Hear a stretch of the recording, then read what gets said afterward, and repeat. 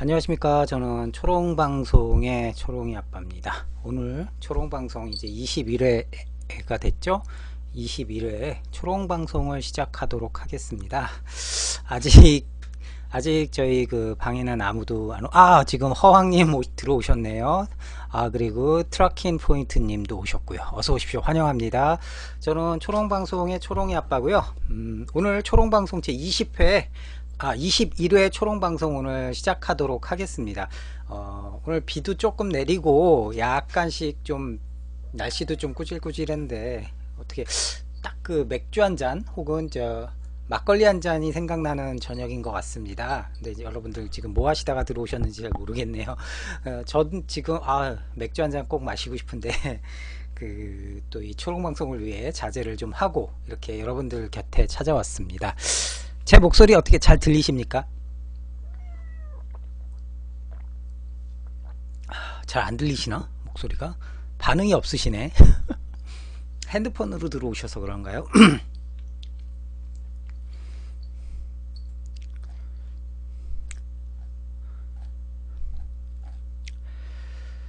자, 오늘은 제가 아이고. 오늘은 제가 오늘은 여러분들 뭐 특별한 주제를 갖고 한다기보다는 그냥 오늘은 그냥 자유롭게 뭐 에어건이라든지 아니면 전쟁에 대해서 좀 여러분들과 좀 비교적 자유롭게 얘기를 좀 나누려고 합니다. 그래서 오늘은 뭐 건샵 가서 어서 오십시오.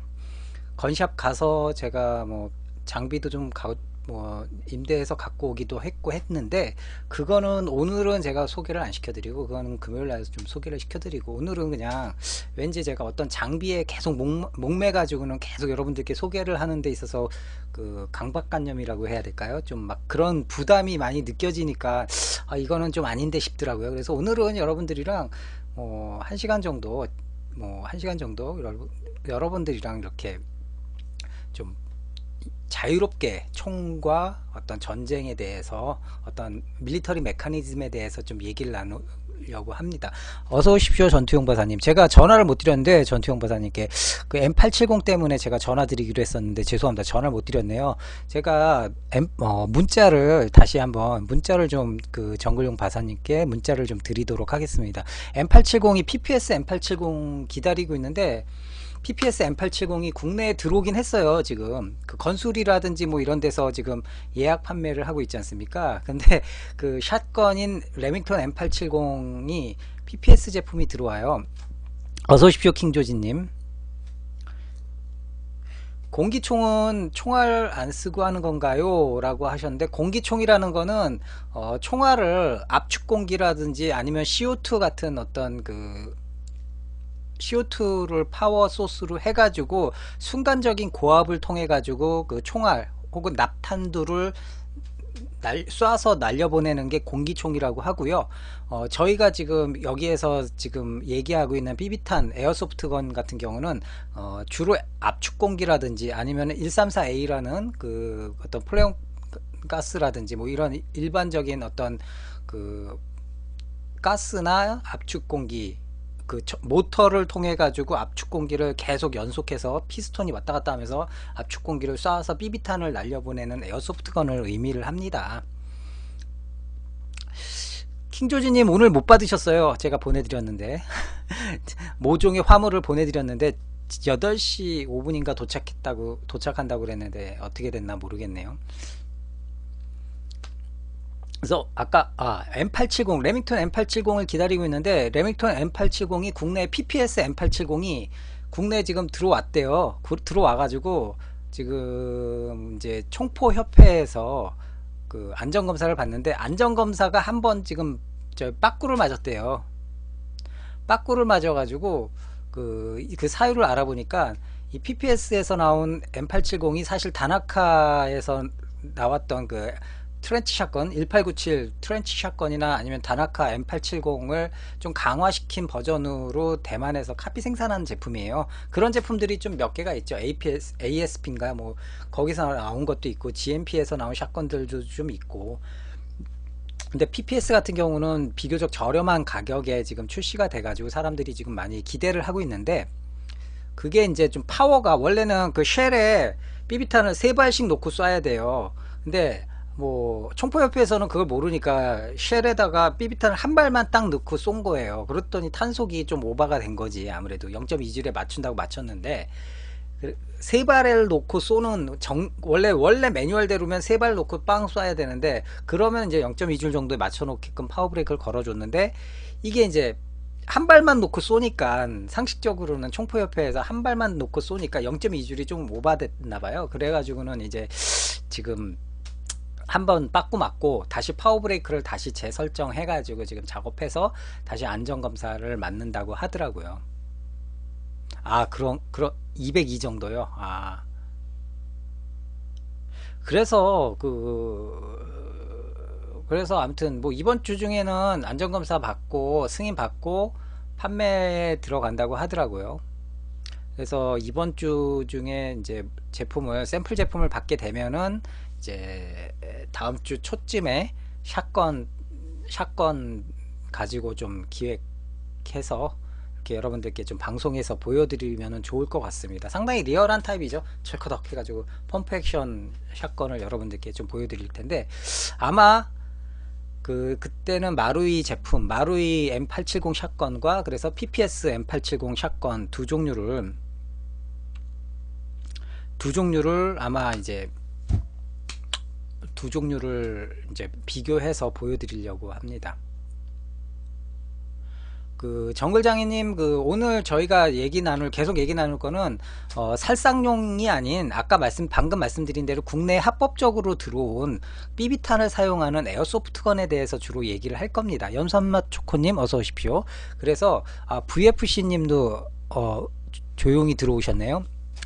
그래서 그거 정글장애님께서 생각하시는 건 공기총이기 때문에, 공기총 같은 경우는 일반인이 소유 못하는 게 아니라 일정 자격 조건이 되고 수련 면허를 취득하시고, 그리고 공기총 취득 면허를 취득하시면은 공기총을 구입하실 수 있어요. 그러니까 그거는 뭐 큰 문제는 없다고. 물론 이제 정신적으로 어떤 저기 신체 검사 뭐 이런 것들 받고 해가지고 그 검사서를 제출을 해야 돼요. 정신적으로 이상이 없다, 신체적으로나 정신적으로 이상이 없다라는 거. 그리고 뭐 아마 전과 기록도 아마 좀 찾고 하는 것 같아요.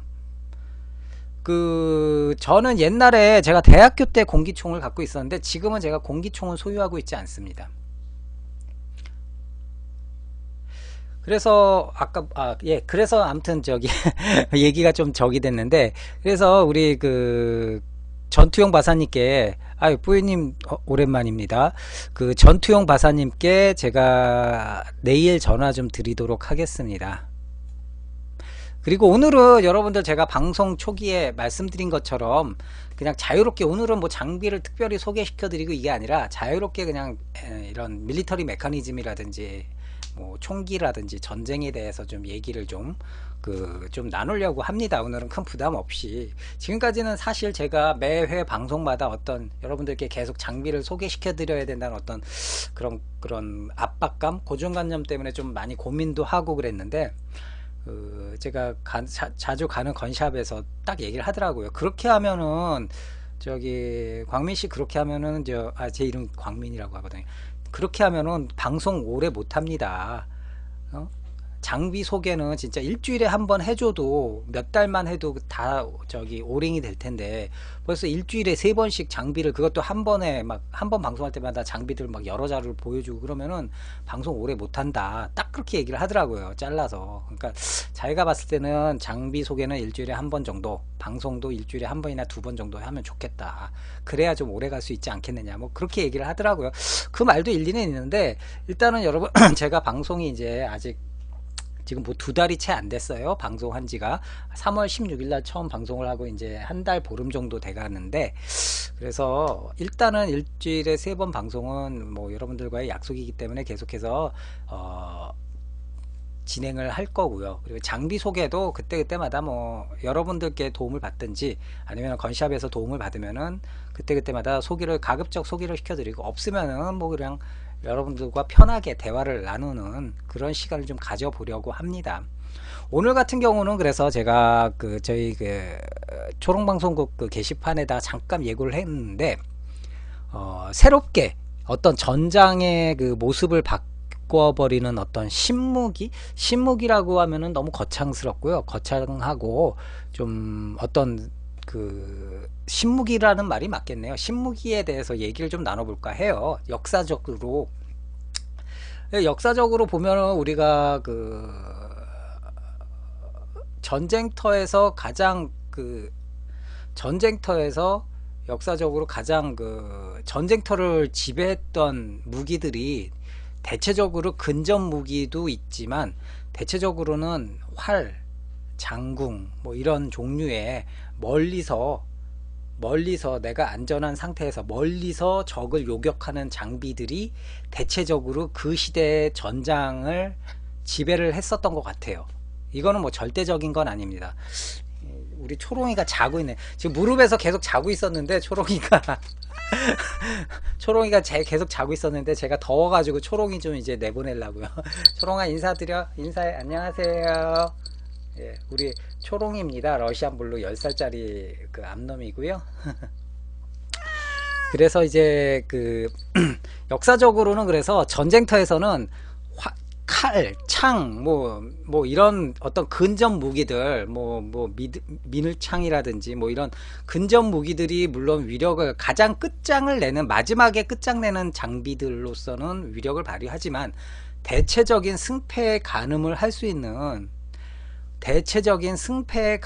승패를 가늠할 수 있는 대세를 이렇게 이끌어 나갈 수 있는, 승패에 이렇게 가늠을 시켰던 무기는 그런 것보다는 장궁, 활, 그리고 뭐 석궁이라든지 이런 것들이 승패를 크게 좌우를 시켰던 것 같아요. 시대를 이렇게 보면은. 그러다가 이제 화포가 개발이 되고 화포가 전장터를 지배를 하게 되고요. 그러다가 결정적으로 총이 전쟁터에 나오면서 전쟁의 양상을 완전히 바꿔버렸죠. 하지만 총이 전쟁의 양상을 완벽하게 바꿔버린 거는 사실상 기병대가 주력이었던 유럽의 어떤 유럽의 군 병력들이, 제가 그냥 느끼기에는 기병대가 이제 사실상 폐업하고 모든 1인 1병 저희 병사들이 라이플을 이제 장비하게 된 그 시대가 아닌가. 어떻게 보면은 진짜 그 시대마다 총기가 이제 전쟁터를 지배를 하다가 다시 그 총기 중에서는 뭐 처음에 화승총이 나왔다가, 그러다가 부싯돌로 쏠 수 있는 클린트락 총이 나왔다가 다시 전장식 소총 쓰다가 후장식 소총으로 바뀌면서, 이 바뀌는 텀마다 전쟁의 양상이 확 바뀌었던 것 같아요. VFC님께서 말씀하신 1차 대전의 양상은 사실상 1차 대전은 뭐 2차 대전도 마찬가지긴 하지만 1차 대전을 전장을 지배했던 거는 어떻게 보면 기관총이라고 할 수 있겠죠. 기관총 때문에 1차 세계대전, 쏨무 전투라든지 이런 진짜 몇 년 동안 싸우면서 몇 킬로 서로 땅 차지하는 동안 수만 명, 수십만 명이 죽게 됐는데 그 이유가 바로 기관총이에요. 기관총이 진정한 전쟁터에서 총이 전쟁터를 지배하게 된 계기는 기관총이거든요. 그 이전까지는 기병대들이 전쟁을 지배를 했어요. 기동성이 뛰어나고, 일단은 기동성이 뛰어나기 때문에 전쟁터를 지배를 했죠. 병사들이 개인적으로 다 이렇게 화승총이나 아니면 라이플을 가지고 있더라도 이게 연사력이 떨어지기 때문에 기병대가 굉장히 전쟁터를 지배를 했었어요. 그러다가 기병대를 효과적으로 제압했던 게 바로 기관총입니다. 맥심 아저씨가 어떻게 보면 굉장히 무서운 아저씨라고 할 수 있겠죠. 기관포가 전장을 지배하면서 기병대가 사실상 사라지게 돼버리죠. 결국은. 그러면서 빠른 시간에 기계화된 보병들이 기계화 병력들이 나오게 되는 거죠. 탱크는 좀 나중에 나오긴 했지만 뭐 전장을 장갑차라든지 여러 그 차량들이 현대적인 어떤 교통수단이 장갑판을 대고 전쟁터를 나오기 시작하는 거죠. 물론 그 이면에 그 이면의 전쟁터에다가 물자를 보급해주는 보급부대들이라든지 이런 데는 계속해서 말을 사용을 했어요. 말은 2차 세계대전까지도 계속, 그리고 6.25 전쟁 때도 계속 수많은 말들을 사용을 해오긴 했어요. 하지만 직접적인 전쟁터에서는 2차 세계대전 때 나오지가 않았죠. 거의 나오지가 않았죠. 그래서 그 많은 분들이 그래서 좀 착각하시는 것 중에 하나가 폴란드 창기병대가 1939년도에 독일의 기갑부대의 마지막 그 창기병대의 마지막 그 퍼포먼스 그 해프닝을 여러분들 많이 아실 거예요. 윙드 후사르. 근데 실질적으로 여러분들 전쟁터에서 뉴스가 만들어지고 우리 초롱이가 좀 많이 좀 제가 계속 떠들면서 있으니까 좀 심기가 불편한가 봐요. 예, 초롱이는 이제 내보내도록 하겠습니다. 자, 안녕히 계세요. 예.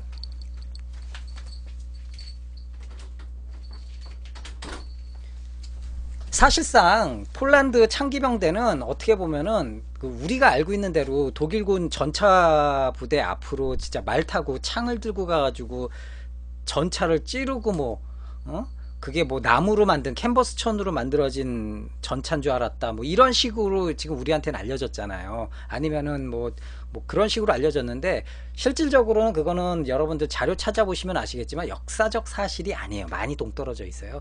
그때 당시 폴란드 창기병대 기병대 자체는 병력 편제상 전통적인 병력 편제상 기병대로 분류가 돼 있고 실질적으로 말도 일부 사용은 했지만 말이 사용되는 거는 전투병과라기보다는 정찰하는 정찰병과에서 사용을 했고 또 대다수 말들은 그 마차 끄는데 물자 수송하는데 쓰였던 거예요. 폴란드도 독일과 마찬가지로. 그리고 실질적으로 폴란드 창기병대 연대 윙드 후사르가 그래서 칼을 들고 창을 들고 독일 기병대 돌격한 거는 역사적 사실과는 달라요.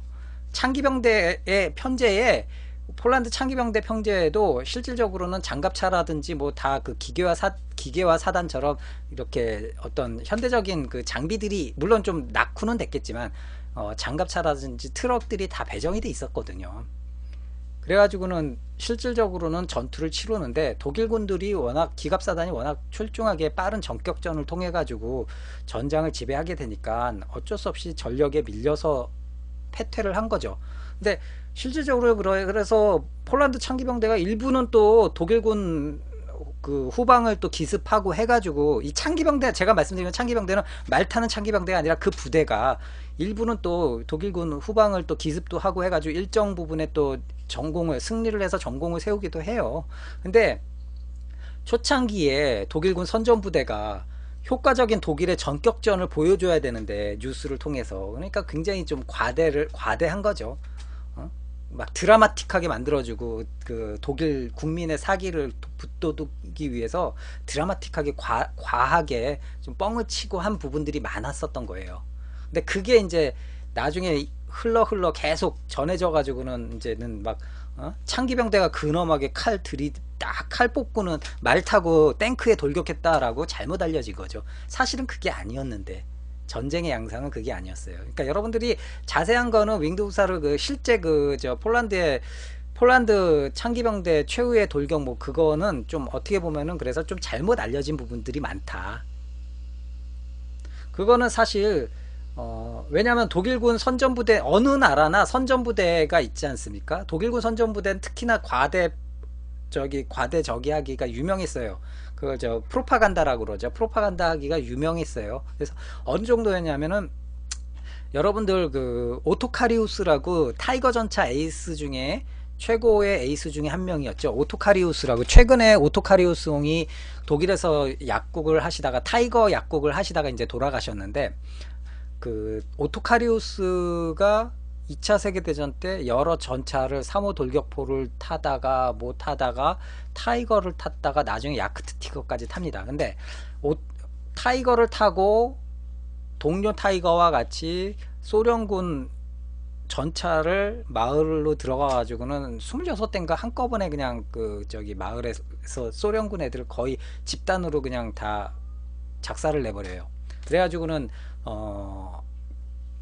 굉장히 유명해지고, 또 백엽 독일군 그 십자훈장인데 백엽 십자훈장을 이제 535번째 병사로 받게 됩니다.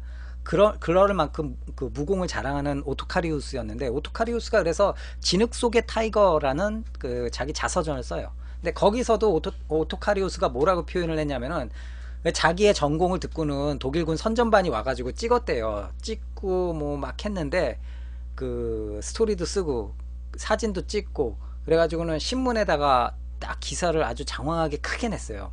대전과를 세웠으니까. 그런데 자기가 딱 보니까 이거는 너무 과장이 심하더라. 예, 투런투런님 어서 오십시오. 너무 심해가지고 기사에서 올바른 거는 자기 이름 정도밖에 없더라. 너무 과장되고 심하게 막 허풍을 쳐놔가지고 기사에서 그렇게 나중에 회고를 해요. 자서전을 통해서. 그럴 정도로, 이거는 아군이 평가할 때도 그럴 정도였는데, 그런 애들이, 그러니까 그런 폴란드 기병대의 어떤 편제된 부대와 맞닥뜨려진 독일군의 그 기갑사단이라든지 독일군 병력들의 어떤 유능함과 반대급부의 폴란드의 무능함을 극대화시켜서 선전을 하기 위해서 만들어진 어떤 하나의 에피소드다. 그렇게 해석을 하시면 되겠습니다. 그래서 그 폴란드도 나름 개전 초기에는 그래서 어느 정도 야무지게 또 그 야무지게 반격한다고 하고 했어요. 그래서 효과적으로는 못했지만, 대세는 거스를 수 없지만 국지적으로는 소규모 전투에서 일부 효과적으로 또 독일군을 또 이렇게 반격도 하고 그런데 성공시킨 예도 있었고요. 그랬는데 물론 뭐 그렇게 해도 대세는 거스를 수 없기 때문에 독일군한테는 집어먹혔죠. 뭐 독일군과 소련에 집어먹혔죠. 반반씩. 그렇게 해가지고 이제 한 거라, 그 전장을 지배했던, 제가 이제 무슨 말씀을 드렸냐면, 전장을 지배했던, 역사적으로 전장을 지배했던 무기들이 새롭게 출몰해서 과거에 없었던 방식의 무기가 전장을 지배를 했다라는 거죠. 그래서 그 대표적인 예로 활, 그 다음에 영국의 장궁, 그 다음에 석궁 같은 경우는 위력이 워낙 무시무시해가지고, 그런 얘기도 있었죠. 워낙 무시무시해가지고 그때 당시 끝판왕이었던 기사들, 중장갑 갑옷 입었던 기사들, 진짜 기사 하나 유지하려면 엄청난 비용이 들지 않습니까? 귀족들이었고, 또 기사를 유지를 하려면 기사 몸종들이 뭐 대여섯 명이 수발 들고 말 관리하고 무기 들고 있고, 뭐 그 값비싼, 몸값 비싼 기사들을 석궁 하나 든 영국 석궁 하나 든 궁수가 손쉽게 200~300m 밖에서 석궁으로 팡 쏴가지고는 그 중장갑한 갑옷을 뚫고 기사를 한 큐에 죽일 수 있었어요. 장궁 같은 경우는 사실상 숙련되려면은 뭐 2년 정도 걸린다고 했죠. 장궁을 쓰는데, 장궁 자체도 파워도 물론 기존의 조그만 활보다는 파워도 세고 하지만 그만큼 쓰는 데 있어서 그 숙련도가 필요한데, 이 석궁 같은 경우는 그거에 비하면은 뭐 몇 개월만 트레이닝을 시키면은 효과적인 석궁병을 만들고, 그 석궁의 위력 자체도 장궁과 비교할 바가 못 될 정도로 무시무시했으니까, 그러니까 기사들, 중세 기사들 어떤 중장갑이 사실상 무의미해지는 결과가 났고, 결정적으로는 또 나중에는 초기의 어떤 원시적인 화승총이라든지 이런 대포들이 급 발전하면서 완전 두꺼운 중장갑이 점점점 사라지게 되는 결과를 낳게 되죠. 그러니까 전쟁터의 양상을 사실상 완전히 바뀌어버린 거죠. 그러다가 뭐 그 줄루 전쟁 여러분들 기억나시죠? 줄루 전쟁이라고 아세요? 영국군이 그 아프리카 남부, 그러니까 지금의 남아프리카 공화국 위치로 그 줄루 왕국, 그 유명한 줄루 왕국을 침공을 했어요. 그때 이제 줄루 왕의 이름이 캐츠와이어였을 거예요. 줄루 전쟁 유명하지 않습니까? 그래가지고는 그 줄루 왕국을 쳐들어가서 식민지화를 시키려고 하는데, 실질적으로 줄루족들이 대부대를 이끌고 편성을 합니다. 해가지고는 싸우죠. 이산화들에서 싸워가지고 줄루족들이 그때는 사방에서 대병력들이 수천 수만 명들이 대병력들이 몰려오니까 영국군이 신식무기를 갖고 있음에도 불구하고 막아야 될 곳들이 많아지니까 사실상 그 파상 공격을 이겨내지 못하고는 전멸을 해요. 1차 전투에서는 이산화들에서. 그러다가 그 다음날인가 다다음날 그 위치가 그 어디였죠? 그 다음날 그 초소가 있었던 그 저 캄볼라, 예, 캄볼라죠. 캄볼라의 초소에 줄루족들이 그 전쟁에서는 전투에선 자기네들이 대승을 했어요. 근데 줄루족들이 수만 명을 동원을 했는데 그 중에 후방에 있던 대대가 1개 대대가 1000명씩이었어요. 걔네들 편제가. 근데 그 장년층 한 30대 40대 장년층 대대 세 대대와 그 10대에서 20대 젊은 바탈리온 젊은 대대 1개 대대 4000명이 전투에 참가를 못했어요. 그 이산화들 자기네들이 대승을 거뒀던 전투에 참가를 못했어요. 근데 당시 줄루족들 전투에 참가 못하고 그냥 집에 가면 완전 병신 취급당했거든. 그러니까 이게 가면서 이제 살살 물러나면서 뭔가 좀 건수를 찾아야 되는데 보니까 캄볼라에 그 영국군 소규모 초소가 있었어요. 그래가지고 저거나 그러면 우리 전투 참가 못했으니까 저거나 그러면 점령하자.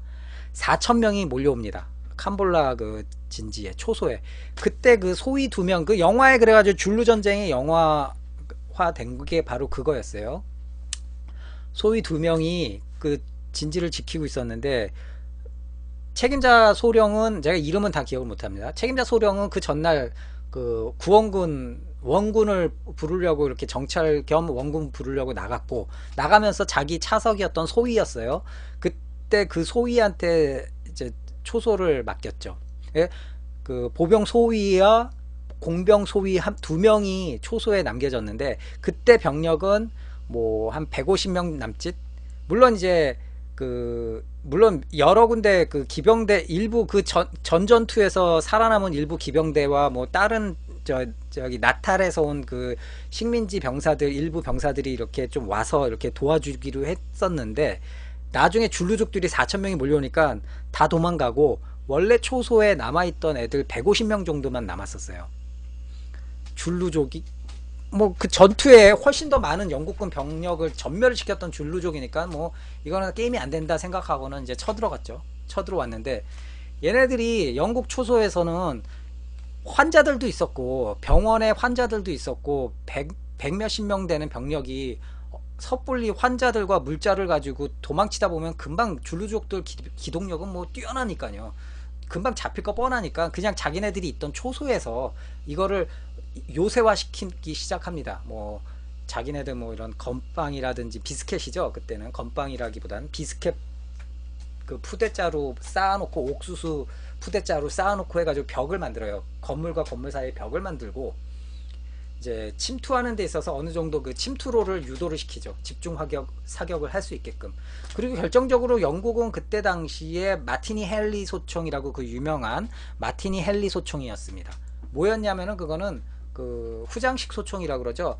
초기 카트리지 탄을 쓰는 후장식 소총이었어요. 물론 단발 소총이긴 해요. 그래가지고 한 발 놓고 쏘고 한 발 놓고 장전화해서 쏘고 하는 소총이지만 그 전까지는 클린트락이라든지 뭐 저기를 하는 전장식 소총이기 때문에 총을 장전을 하려면 일어나서 장전을 하고 했었어야 되는데 그게 이제 후장식 소총으로 해서 누운 상태에서도 얼마든지 재장전을 하고 쏘는 거였어요. 굉장히 스피디하게 쏠 수 있었던 한마디로 말해서 새로운 무기가 그때 영국군이 들고 있었어요. 물론 그 앞전의 전투에서도 그 무기들도 있었고 그 대포들도 있었는데 앞전에서는 다 그 작사를 났고 초소에서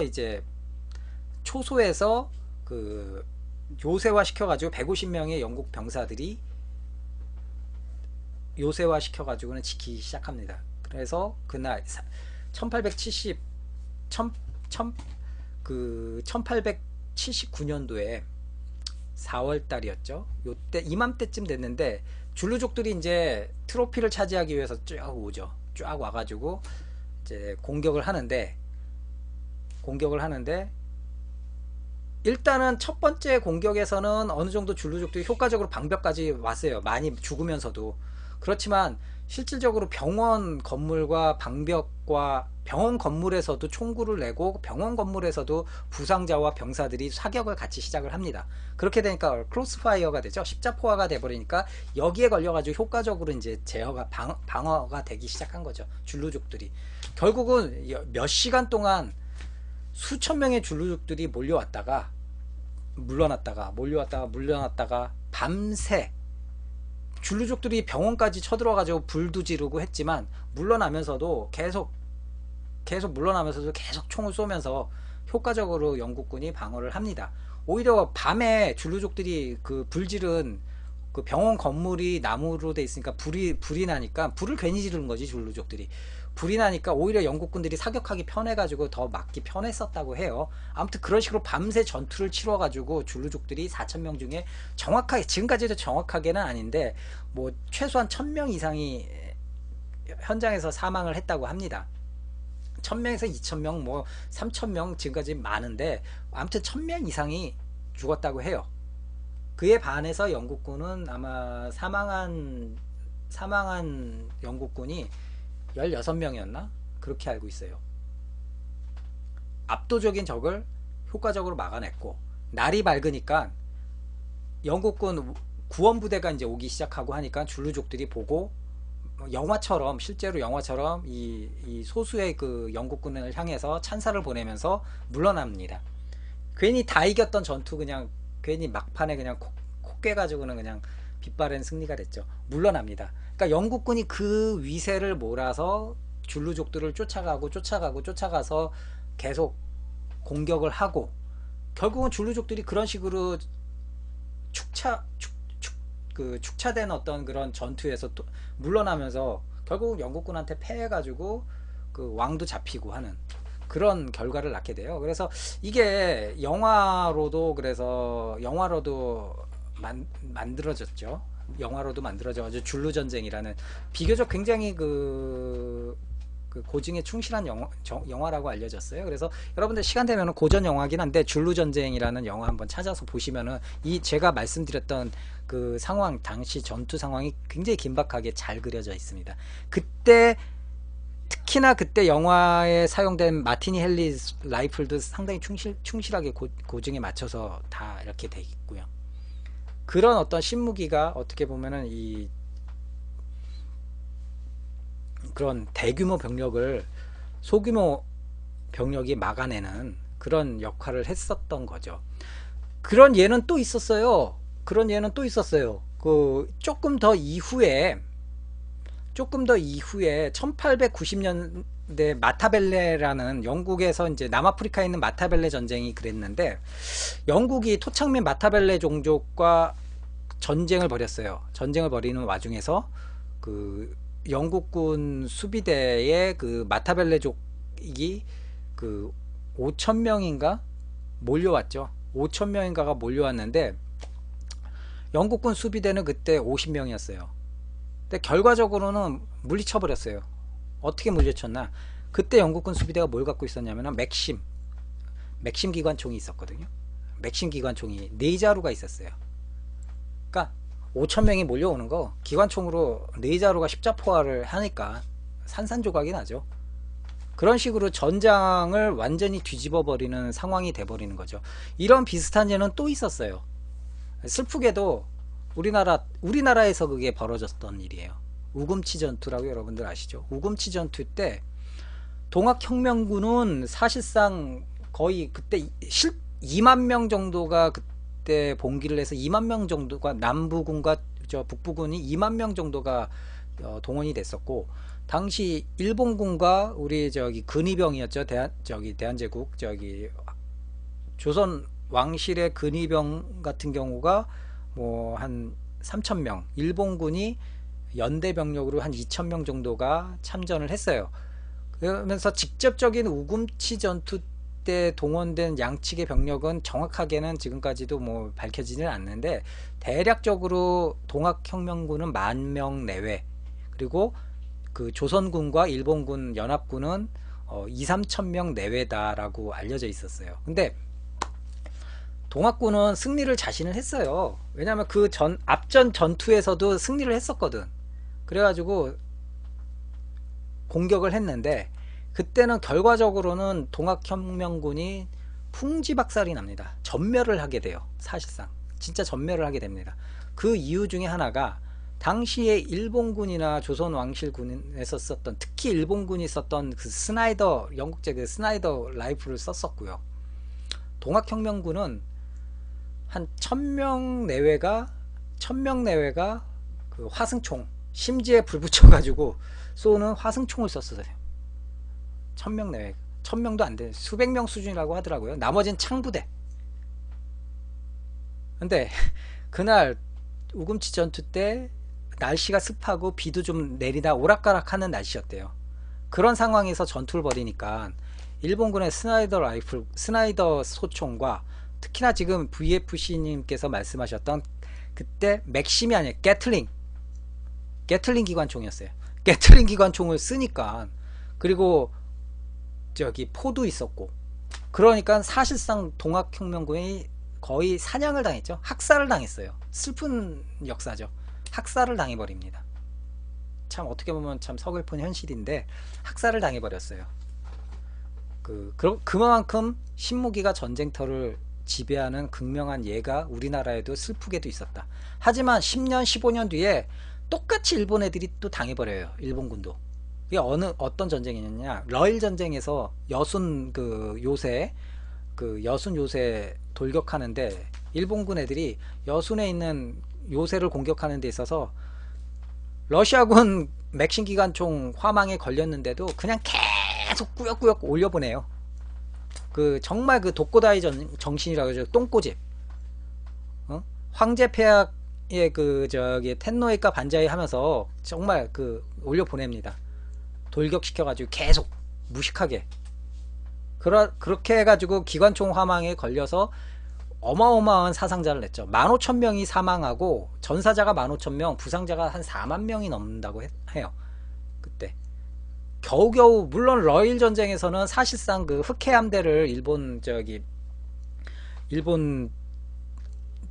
함대가 다 잡음으로 인해서 러일 전쟁 자체는 일본이 큰 그림에서는 일본이 승리를 합니다. 근데 그런 여순 쪽 요새에서는 사실상 일본군이 거의 패퇴를 했죠.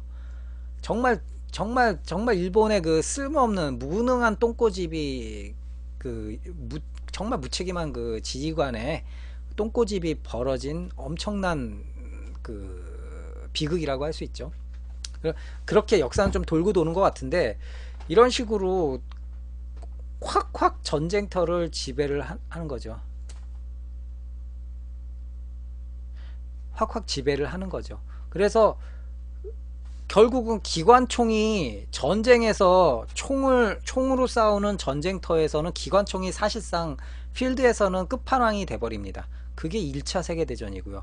기관총 화망에 수천 명, 수만 명, 수십만 명이 죽어요. 그러면서 기관총 화망을 피하기 위해서 어서 오십시오. 뭘 하게 되겠어요? 유럽 전선에서, 프랑스나 유럽 전선에서 결국은 삽질해요. 열심히 삽질해가지고 수십 킬로, 수백 킬로의 참호가 파여집니다. 그 참호를 중심으로 열심히 싸우죠. 서로 한쪽이 삑 호각 불면서 돌격 그러면은 이제 우르르 나와가지고는 막 돌격을 해요. 그러면 반대쪽에서는 느긋하게 기다리다가 사정거리 되면은 기관총으로 드르륵 쏘고, 소총도 몇 발씩 쏘고 드르륵 쏘는 거죠. 그렇게 해서 패퇴되고, 그럼 또 반대편에서는 이번에 이제 우리가 공격할 차례네, 돌격! 호각 불면서 돌격! 그러면 또 삐! 거리고는 또 우르르 나와요. 그러니까 한쪽에서는 또 기다렸다가 또 기관총과 소총으로 반격하고, 그러면 또 수백 명, 수천 명이 한 큐에 또 죽는 거고요. 오늘 방송 주제는 따로 없습니다. 굳이 따져본다면은 전장을 좀 지배했던 어떤 신무기에 대해서 그냥 가볍게 잡담을 나누고 있습니다. 이런 식으로 일진일퇴가 되니까 수개월 동안 점령한 땅이 몇백 미터 점령해도 막 대전과로 올릴 정도로 전쟁터가 정말 그 전쟁터가 완전히 고착화가 돼버리죠. 고착화가 돼버리죠. 그래서 그 고착화된 전쟁터를 그 전투의 현장을 타개하고자 두 가지 수단의 무기가 나옵니다. 타개하고자 두 가지의 무기가 나옵니다. 그게 뭘까요?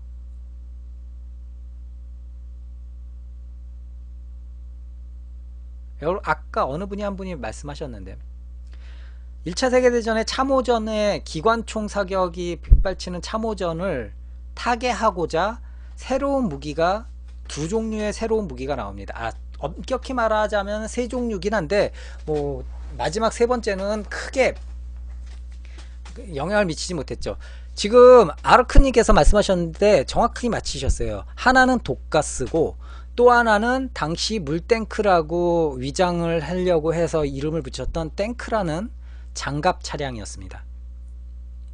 그래서 독일군은 그 일대를 참호로 서로 하고는 지루하게 싸움을 벌이니까 아예 이쪽으로 바람 부는 방향 잘 선택해 가지고 아예 독가스를 보내 가지고 이쪽을 무력화시키자, 우리 아군의 피해 없이, 이렇게 해가지고 무시무시하게 살인가스라든지 독가스를 보내서, 그런데 독가스라는 게 너무 변수가 많았어요. 이게 바람 이쪽으로 분다고, 적진 방향으로 분다고 해서 독가스를 쫙 살포를 했는데 갑자기 바람이라는 건 모르는 거예요. 방향이 항상 바뀔 수도 있는 거니까 반대로 불어가지고는 자기네들이 피해 입을 때도 많고, 그렇기 때문에 그 상당히 제한적이었고, 영국은 영국대로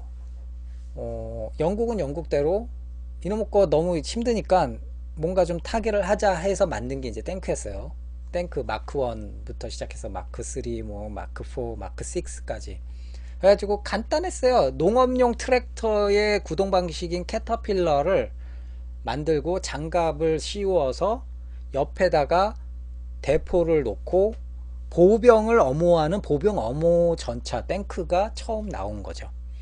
그래서 그 메일과 슈멜 해가지고 마크 전차가 기관총 여자 탱크, 대포 다른 남자 탱크 해가지고는 같이 이렇게 조합을 시켜가지고 운용을 하면서 처음 솜무 전투에 처음 출전을 시킵니다. 근데 뭐 원시적인 전차였기 때문에 전차를 전쟁터로 옮기는 과정에서도 우여곡절을 겪고 막 여러 대 고장나고, 싸움에 나가기도 전에 고장나고 해도 처음에는 독일군이 대혼란에 빠지죠. 막 이상한 쇳덩어리가 굴러와가지고는 대포 쏘고 기관총 쏘고 하니까 첫날 그래가지고 몇 킬로를 땅을 점령해 버리죠. 그 물자이동도에서 물탱크라고, 그거는 그래서 그 탱크를 전장에 보내면서 그 명칭을 물탱크라고 해가지고 탱크라고 해서 거기에서 유래가 됐어요. 이제 위장을 해야 되니까. 그렇게 해가지고는 효과적으로 탱크가 전장을 지배하고 돌격을 했지만 초창기에는 미비했어요. 수량도 적었고, 또한 독일군도 금방 처음에는 쇼크 때문에 도망가고 막 그 총 내팽개치고 도망가고 했는데 나중에 보니까 만만하거든. 일단 속도가 너무 느렸어요. 걷는 속도 수준이었어요. 시속 4km에서 6km 사이였고, 그나마도 폭이 넓은 참호가 나오면은 그냥 빠져가지고는 어쩔 줄을 몰라 하고 하니까 독일군도 효과적으로 방어를 하기 시작하죠. 대구경 단발 안티탱크 라이플 같은 거를 뭐 빨리 개발을 한다든지, 아니면은 독일 애들이 쓰던 마우저 소총 탄두를 거꾸로 끼워가지고는 초창기 탱크 장갑을 뚫었다라는 기록도 있었고요. 또 뭐 대포만 뭐 2, 3파운드 짜리 간단한 대포만 있어도 그냥 탱크야 금방 제압이 됐었던 거고. 그러니까 탱크를, 그래서 보병에 처음에 나온 거는 보병 엄호 전차 개념으로 나왔고, 영국군이 탱크를 시작을 했고 영국군이 탱크를 정리를 했어요. 그래서 영국군 같은 경우는 2차 세계대전까지 탱크를 보병 엄호 전차, 처칠 종류의 보병 엄호 전차, 속도는 느리고 장갑은 엄청 단단하고 이런 식으로 해서 보병들이 뒤에 쫓아다니는 보병 엄호 전차, 속도 빠르고 포도 그냥 적당한 약한 포 달고 장갑도 그냥 적당하게 좀 약한 거 달아서 경쾌하면서 순항 전차들, 이런 식으로 구분을 줘요. 그게 이제 뭐 그게 미국의 셔먼 전차나 아니면 소련의 T-34처럼 다용도로 멀티플한 전차들이 탄생하면서 그런 것들이 좀 많이 줄어들게 되죠. 현대에 와서는 그래서 메인 배틀 탱크가 사실상 2차 세계대전처럼 뭐 중전차니 경전차니 구분 거의 없어지면서 그 표준 전차가 이제 등장을 하게 되는 상황이 되죠. 아무튼 이런 식으로 초창기 탱크라든지 이런 전장을 지배했던 신무기들이 전쟁의 역사와 분위기를 그 허왕님, 예, 뭐 그것도 맞는 말 같습니다. 일단은 그때 당시에는 뭐 일반적으로 알려진 게 이제 그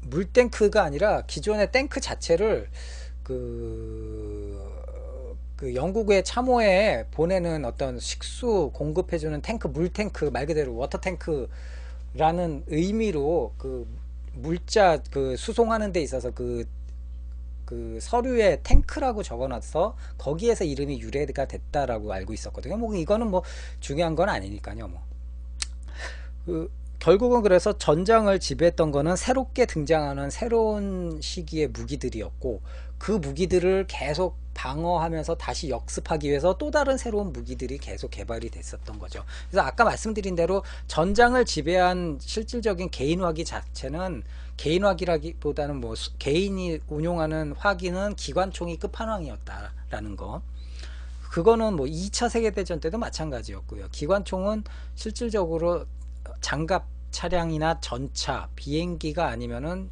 정말 뚫기가 힘들 정도로 굉장히 무서운 존재가 되죠. 기관총 진지는 대포라든지 이런데 더 상위 기종의 무기가 나오지 않는 이상은 뚫기 힘든, 정말 그래서 라이언 일병 구하기에 볼 때도, 그래서 그 MG42 기관총 팀 몇 개 팀이 딱 버티고 있으면 막 전진 못하고 거의 목숨 걸고 그 특공대가 조직돼 가지고는 우회해 가지고 잡을 정도로, 정말 그 전쟁에서는 스나이퍼와 함께 그 병사들의 어떤 무서운 무시무시한 사신과 같은 존재였다라는 거.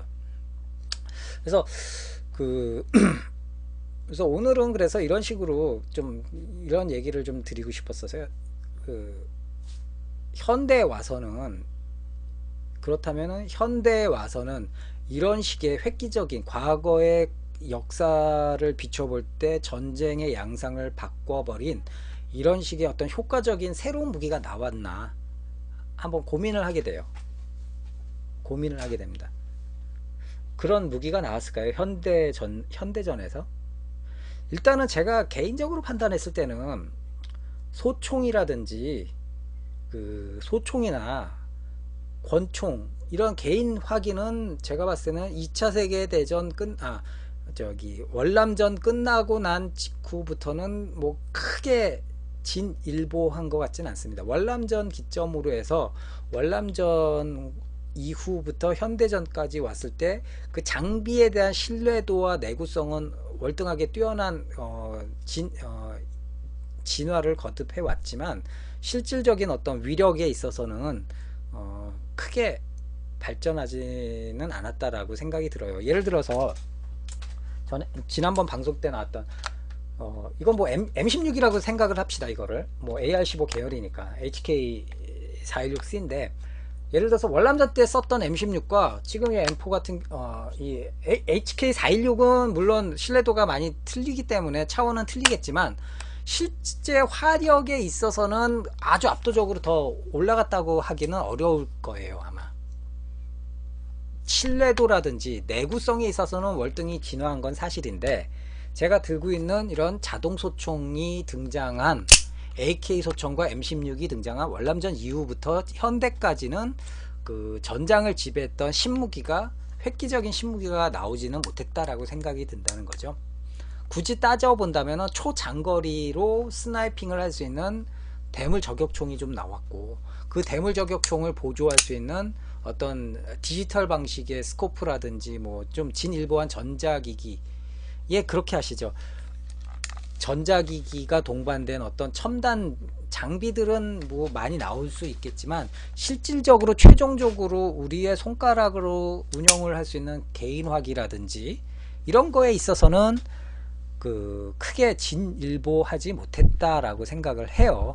그래서 지금 허왕님께서 말씀하신 것처럼 무탄피 소총도 말씀 잘 하셨어요. 제가 왜냐면은 이제 무탄피 소총도 말씀을 드리려고 했거든요. 총기에 있어서 획기적인 전환이 될 수 있었던 거는 제가 봤을 때는 이미 유진 스토너의 작품과 칼라시니코프 할아버지의 작품 이후에 획기적으로 변화된 거 나오기는 어려웠다라고 생각을 해요. 그거에서 개량되고 개선돼서 계속 나오긴 하지만 그 설계사상 마치 핸드건 자체가 이미 1900년도에 존 브라우닝이 설계한 핸드건이 지금까지도 우려먹고 그 설계 방식을 계속해서 쓰는 현대권총들의 모습을 보는 것 같죠. 콜트 459경도 사실상 1910년도에 개발이 돼서 11년도에 제식으로 채택이 됐고 1911A1 개량형인 A1 버전도 1923년도에 나와가지고 85년도까지 써먹었어요, 미군이. 그런 것처럼 이런 어떤 개인화기에 있어서는 큰 전장을 지배할 수 있는 개인화기에 있어서는 큰 진일보한 모습은 보이지 못했던 것 같아요. 다만 제가 판단했을 때 몇 가지 좀 전환점은 있었다고 봅니다. 예를 들어서 완전 스틸로 만들었던 핸드건을 폴리머 소재로 변화하기 시작한 것. 그리고 또 하나는 아까 허왕님께서 말씀하셨던 무탄피 소총 개발. 근데 무탄피 소총 같은 경우는 결과적으로는 현재로는 수지타산이 안 맞아서 수지타산이 안 맞고 일단은 모든 무기들은 다 돈과 직결이 되기 때문에 수지타산이 안 맞아서 사실상 뭐 실패를 한 거예요. 실패를 했어요. 그 설계 자체라든지 무탄피 소총의 설계 자체나 탄은 물론 계속 연구를 하고 있습니다. 근데 제가 봤을 때는 무탄피 소총이 갖는 장점이, 무탄피 소총은 지금도 만들려면 만들 수 있겠죠. 하지만 무탄피 소총이 갖는 장점이 기존의 이 카트리지식의 라이플과 비교를 했을 때 들인 비용에 대비 획기적인 전환점을 가져오기 힘들다라는 거죠. 물론 탄을 많이 장비를 하고 탄을 많이 소지하고 그리고 장탄수도 많이 올라가는 효과는 있겠지만 그거 자체가 어떤 전쟁터를 지배할 만한 획기적인 전환점이 되기는 어렵다라는 거죠. 그래서 제가 봤을 때는 무탄피 소총이 실용화돼서 병사들에게 나눠주기보다는 오히려 좀 더 나중에 뭐랄까 레일건이라든지 아니면 뭐 레일건이 소형화되기는 어렵겠다. 전자기 총 있죠, 펄스 라이플 이런 것들이 오히려 효과적으로 소형화돼 가지고 오히려 나중에 미래 전쟁터에 나올 수가 있을 수도 있겠네요. 그러니까 비화약 발화식 총기가 나온다면은 그거는 또 새로운 전환점이 될 가능성은 높겠죠. 그렇다고 해서 완전히 이런 화약건을 코일건이죠. 코일건이 계속 머릿속에 떠올랐는데 말을 저기를 못해. 이런 화약 카트리지식의 소총은 그래도 영원할 거고요. 코일건이라든지 레이저라든지 어떤 뭐 대형화 무기에선 레일건이라든지 아니면은 소형화 무기에선 코일건이나 레이저 화기가 대량으로 개발이 돼가지고 소형화 돼가지고 각 개별 병사들에게 지급되기까지는 아마 모르긴 몰라도 제가 늙어 죽기 전까지는 나오기 힘들지 않을까 싶어요. 여러분들 모르겠습니다. 여러분들 보실 수 있을지. 그러니까 그만큼 아직 현실화되기는 좀 많은 어려움이 있다라는 거. 그래서 지금 보면은 참 생각을 해보면 정말 무서워요. 존 브라우닝이라는 아저씨가 정말 어떻게 보면 참 대단한 아저씨다. 이미 100년 전에 설계했던 제품들이 아직까지도 우려먹는 게 캐리버 50 브라우닝 M2 헤비 머신건이라든지 이런 것들은 아직도 당당하게 뭐 대체하지를 못하고 현역으로 쓰고 있고요. 물론 그 M2 509경 기관총을 대체할 만한 여러 가지 제품들이 시도는 됐는데 아까 말씀드린 대로 그 가격대 그 성능비를 내기에는 그 녀석을 능가할 만한 놈은 없었다라는 거죠. 마찬가지로 1911 1911A1 같은 경우도 1911A1 지금 이거는 이제 시리즈 70이긴 합니다. 1911A1 같은 경우도 마찬가지로 1911A1 같은 경우도 1985년도에 제식 권총을 다시 채택을 합니다. 그래서 베레타 모델 92 모델이 채택이 됐죠. 그렇게 해서 쭉 쓰다가 지금까지 미군이 쭉 쓰다가 그래도 1911은 끈질겨요. 1911 45A1이라든지 뭐 굉장히 비싼 45A1이라든지 뮤라든지 킴버 다양한 1912 바리에이션들이 굉장히 많이 쓰이고 있고 지금도 신제품으로 나오고 있고 다양한 메이커에서 생산을 하고 있습니다. 그러니까 어떻게 보면 정말 위대한 핸드건이 될 수가 있겠죠. 마루이 제품으로서의 차이점 말씀 물어보는 거, 에어건으로서 물어보시는 거예요.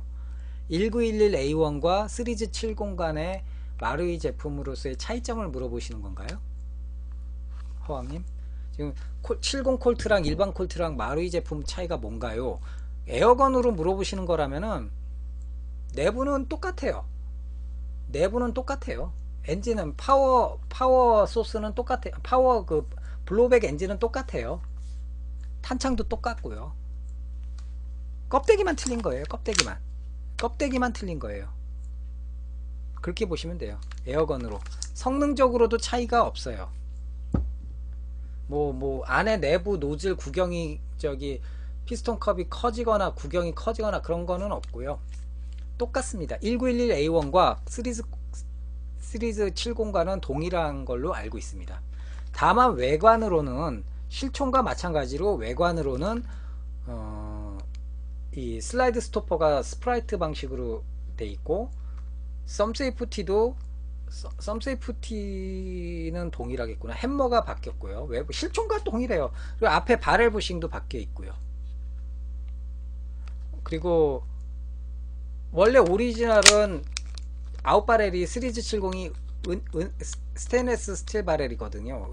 그래서 마루이도 아웃바렐을 스테인레스 은장 바렐로 세팅을 한 거고 1911A1은 그냥 스틸 바렐 채택이니까 검정색 아니 파커라이징 색깔이지만 그런 차이들밖에 없어요. 실총과 동일하게 차이 나는 것처럼 외관도 차이가 난다라고 보시면 돼요. 그래서 내부는 동일하다. 엔진은 그립 같은 경우도 1911A1 같은 경우는 우드 그립이 아니에요. 원래 플라스틱 그립이에요. 우드 그립은 1911A1이 아닌 1911 오리지널은 우드 그립이었는데 A1 23년도에 A1으로 바뀌면서부터는 대량 생산에 유리하게 플라스틱 그립으로 바뀝니다.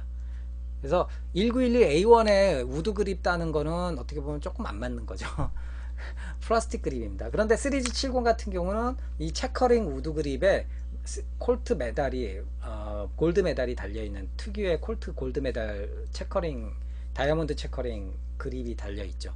지금 근데 마루이는 이제 이거를 우드 그립 틱하게 플라스틱으로 재현을 했고요. 그 차이입니다. 내부는 똑같아요. 핵심은. 그래서 전장을 지배할 수 있는 신무기가 그래서 사실상은 이제 제가 봤을 때는 월남전을 시점으로 해서 더 이상 개인 화기로는 당분간은 나오지 않겠나, 당분간은 나오기 힘들지 않겠나 그렇게 생각이 듭니다. 그래서 아까 제가 쭉 장황하게 말씀을 드렸어요.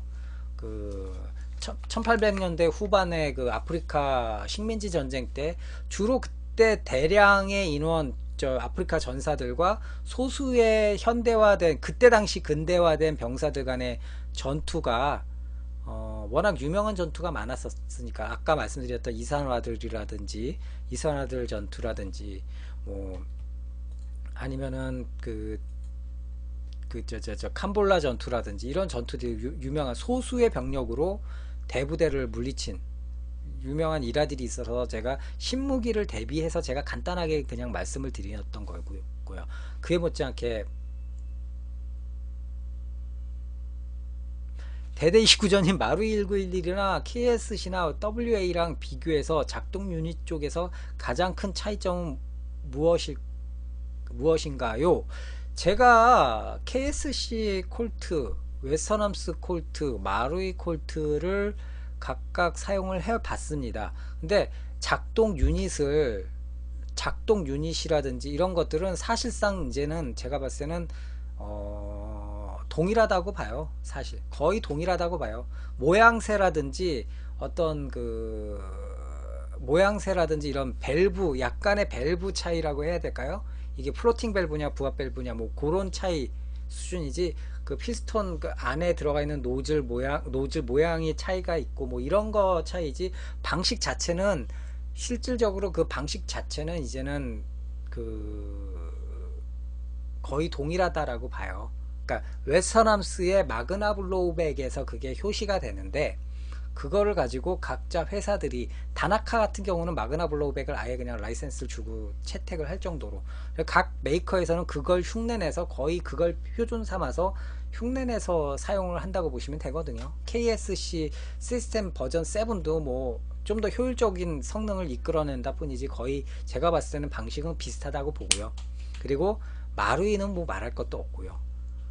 그리고 그 웨스턴함스 이전에 그 블로우백 엔진은 사실 MGC에서 시스템 7 차이점은 뭔가요?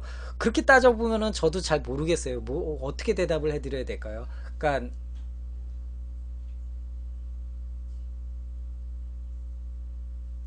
마루의 작동성이나 부품 수명은 그 제가 봤을 때는 그런 것 같아요. 이제 이거는 제가 이제 전제를 어떻게 까느냐 하면은, 그 우리가 이제 블로우백, 가스 블로우백 핸드건에 제대로 손맛을 즐길 수 있는 가스 블로우백 핸드건의 효시는 제가 판단했을 때는 MGC가 시작을 했어요. 그래서 1991년도였나? MGC가 그때 당신 다 슬라이드가 이렇게 딱 붙어있는 놈들이었어요. 아니면은 그 마루신에서 나온 탐피 튀는 초보적인 유치한 그 블로우백 핸드건들이 일부는 있었는데, 블로우백 자체는 그냥 왔다 갔다 한다는 수준에서 만족할 정도였어요. 나머진 다 논블로우백이었고, 논블로우백의 핸드건이면서 리얼한 외관을 계속 추구를 했던 시기였어요. 그때가 80년대 후반 90년대 초반에. 그러다가 그때 그래가지고 그 리얼함에 정점을 달렸던 게 MGC와 웨스턴함스 회사들이었어요. 그때 마루이는 그냥 장난감 회사였고, 근데 그러다가 MGC가 먼저 글록 17이라는 걸출한 블로우백 핸드건을 만듭니다. 글록이 손맛도 나쁘지 않았고 파워도 당시에 장난감 같던 블로우백 핸드건에 비하면 상당한 수준이었고요.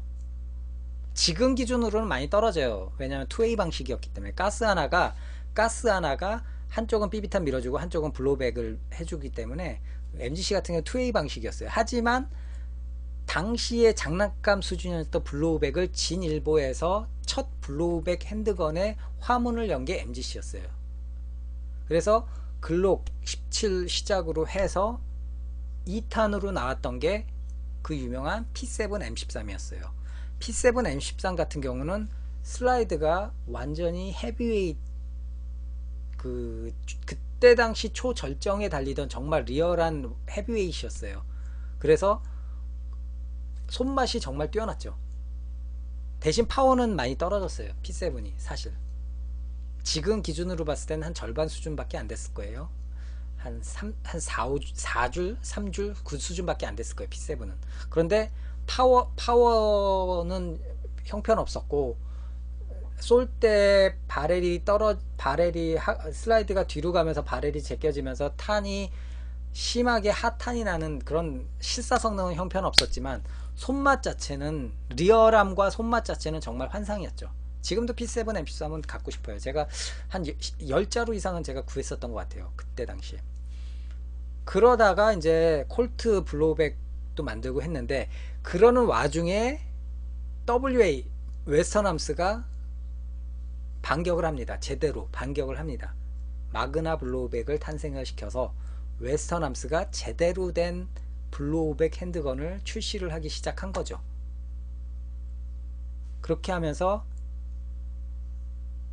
웨스턴함스의 블로우백 핸드건 효시가 시작이 되고, 그러면서 그 웨스턴함스 사장님이, 쿠시모토 사장님이 막 엄청나게 공을 들여서 개발을 해서 완성을 시켜가지고는 빅히트를 치게 되는 거죠. 빅히트를 치면서 이 본격적인 블로우백 핸드건의 그 전성기를 갖고 오는 게 웨스턴함스입니다. 웨스턴함스가 그렇게 빅히트를 치니까 당시에 KSC나 다나카나 마루젠이라든지 이런 데서도 너도 나도 블로우백 방식의 핸드건들을 내놓는데, 손맛, 파워 이런 것들은 웨스턴함스를 따라갈 수가 없었어요. 허드슨 메이커는 꽤 오래됐어요. 근데 허드슨은 에어건을 많이 안 만들었고요. 주로 허드슨은 더미 모델건들을 위주로, 아니면 화약 발화식 모델건들 위주로 많이 만들었어요. 웨스턴함스 같은 경우는 이게 복불복인데, 탄창 세는 거는 저는 그렇게 고생 안 했어요. 웨스턴함스는 어떻게 보면은 밸브는 탄창 세는 일이 별로 없었어요, 제 기억으로는. 그래서 밸브 쪽은 그렇게 많이 안 만졌고, 밑에 사각링 들어가 있는 밑에 가스탱크가, 얘는 그 아연 덩어리였기 때문에 얘는 그 고압가스, 파워가스 쓰거나 여름에 가스를 많이 채워놓으면은 어쩔 수 없이 부풀어 오르면서 유격이 생기면서 그 가스가 셉니다. 그런 경우라면 수리를 해야겠죠. 그럴 때는 가스 밑에 그 밑둥을 빼고, 가스루트가 달려있는 가스 밑부분을 빼서 사각링을 빼시고, 거기에 테프론 테이프 둘러주시고, 다시 사각링 끼우고, 그 위를 구리스로, 아주 찐득찐득한 고점도 진공 구리스로 한번 발라주셔서 끼우시면 웬만해서는 가스 노출은 잡아요. 그리고 허드슨 같은 경우는 M3 그리스건, 제리코, 그 이전에 뭐 토가레프도 나오고 허드슨에서도 뭐 조금씩은 나왔어요, 에어건이. 근데 제가 말씀드리는 거는 그 허드슨은 에어건 위주보다는 거의 80~90%는 모델건과 더미건으로 집중을 했어요. 그래서 뭐 허드슨 AK라든지 M1 게런드 소총이라든지 이런 것들이 명품 취급받았지, 핸드건들은, 에어건들은 솔직히 뭐 웨스턴함스나 KSC나 마루이에 비해서는 거의 활약을 못했죠. 다만 제리코가 다른 데서 안 만드니까 제리코가 그런 데서 의미가 있었던 거고, M3 그리스건도 다른 데서 안 만들었으니까 그게 좀 어필을 했었던 거죠. 근데 에어건 자체의 품질로 봤을 때는, 완성도라든지 이런 거 봤을 때 허드슨은 사실 요즘 표현하는 대로 좀 암 걸리기 딱 쉬운 제품이었죠. 이렇게 웨스턴함스가 본격적인 블로우백 시대를 열면서 이제 너도 나도 블로우백 시장에 뛰어드는데, 웨스턴함스가 맹주 자리를 계속 차지합니다. 그러다가 웨스턴함스의 맹주 자리를 차지를 하면서 계속 그 전성기를 누려오다가, 웨스턴함스의 그 뭐라 그럴까요, 커스텀 놀이, 콜트 하나 개발하면은 껍데기만 바꿔가면서 막 윌슨도 만들고 뭐 이것도 만들고 뮤도 만들고 뭐 하나 개발하면 막 그런 식으로 우려먹는, 거기에다 또 한정판 생산 장난질, 이렇게 하니까 소비자들도 이제 짜증나기 시작하는 거죠. 그런데 마침 마루이에서 몇 년 뒤에 베레타라는 M9을 만들어냅니다. M9을. 장난감이죠. 지금 수준으로 봐서도 좀 유치하잖아요, 마루이 베레타가. 그런데 그게 효시가 돼가지고 계속해서 그 데이터를 축적해가지고 계속 만들어내죠, 마루이가. 계속 만들어냅니다. 그래서 뭐 베레타 만들고, 뭐 저기 그 데절트 이글도 만들고, 뭐 이것도 만들고 저것도 만들고 하다가, 마루이가 회심의 일격을 가하면서 웨스턴함스와의 격차를 줄이면서 오히려 반격을 해서 앞질러 나가는 효시가 된 게 바로 마루이 콜트라고 볼 수 있죠. 물론 욕은 많이 먹어요, 마루이 콜트래도. 왜냐면은 공이가 재현을 안 해놨고, 그리고 처음 나왔던 콜트 같은 경우는 하프콕이 안 됐잖아요. 하프콕이 안 돼가지고 욕을 무지 먹긴 해요. 그렇지만 전체적인 성능과 당시 마루이 1911 지금 기준으로 봤을 때도 파카라이징 된 무광 파카라이징 처리된 마루이 1911은 어떻게 보면 단숨에 그 콜트 시장의 맹주를 차지하던 웨스턴함스를 뛰어넘기는 뭐하고 아무튼 따라잡는 데는 성공을 하죠. 그러면서 이제 KSC 콜트도 나오고 콜트 전쟁이 벌어지고 결국은 그렇게 해가지고 마루이가 다양한 이 자기네들의 어떤 블로우백 노하우를 계속 데이터로 축적해 가지고는 다양한 바리에이션의 제품들을 내놓습니다. 물론 그 이면에는 전동건이라는 무시무시한 전 세계적으로 히트친 전동건 판매 수익이 든든하게 뒷받침이 되는 어떤 배경이 있죠. 사실상 마루이가 지금의 규모의 마루이, 전 세계적인 마루이로 커 나간 거는 어떻게 보면은 가장 많이 마루이에서 가장 많이 팔린 전동건은 M4A1이거든요. 그래서 M4A1과 AK 소총을 들 수 있어요. AK47을. 그래서 그 걔네들이 어떤 효자 상품이 돼가지고 자금이 많이 들어오니까 그걸 가지고 계속해서 마루이가 기술 개발을 하고 개발을 해가지고 콜트를 뽑아내고 그 이후에 뭐 글록 종류, 모 종류 다양하게 지금까지 활발하게 정말 고맙게도 MMP라든지 XDM이라든지 뭐 HK45라든지 다양하게 제품 라인업들을 쏟아냅니다. P226이라든지. 그러면서 이제는 거의 실용성 있는 핸드건의 왕자로 차지를 하게 된 거죠. 근데 웨스턴함스 같은 경우는 마그나 블로우백 자체는 획기적이었어요. 당시 기준으로는. 근데 여러가지 부분에 있어서 신뢰도가 좀 문제가 있다, 내구성이 문제가 있다라는 지적들이 계속 나옵니다. 그래가지고 그 웨스턴함스 그 지점이 몇 군데가 있었는데 그 중에 시부야 지점에서 웨스턴함스의 퍼펙트 버전의 마그나 블로우백 퍼펙트 버전의 웨스턴함스 콜트를 가지고 자기네들이 나름 튜닝 파트를 만들어서 커스터마 시킵니다. 그게 시발점이 돼서 SCW 시부야 커스텀 웍스 버전 1이 나오고 다시 버전 2가 나오고 그 이름으로 또 버전 3가 나오고 어떻게 보면은 버전 1이 가장 획기적이었고요. 그 이후부터 물론 안정성에 있어서 버전 2가 제일 안정성이 있다고 합니다. 저도 그 부분에서는 공감을 하고요.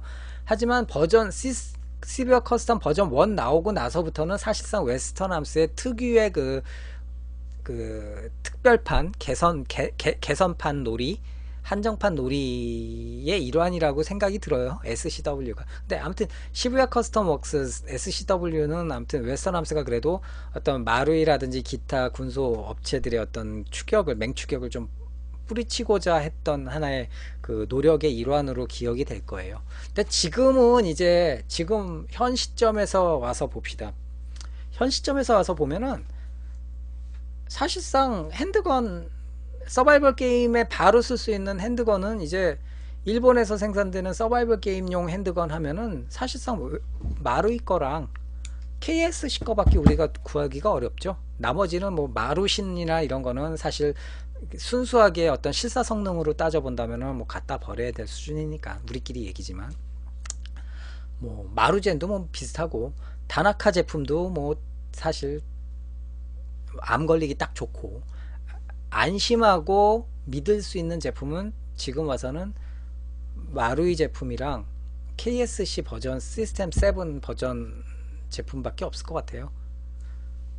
근데 KSC가 잘 생각하셔야 되는 KSC 같은 경우 일본에서는 KSC 제품이 그냥 블랙 헤비웨이트나 ABS로 만들어지는데 그 OEM 해외 수출판 OEM 대만에서 생산하는 KWA 같은 경우는 뭐 메탈 알루미늄 다이캐스팅으로 만들어진 것들이 있기 때문에 그거는 각각의 여러분들 취향에 따라서 이렇게 구입을 하시면 좋을 것 같고요. 그리고 마루이 같은 경우는 워낙 그 본바탕이 우수하니까 ABS라는 한계만 빼고는 가장 뭐 더할 나위 없기 때문에 이제 어떻게 보면 마루이를 그래서 다른 서든 파티 업체들이 제일 좋아하겠죠. 그래서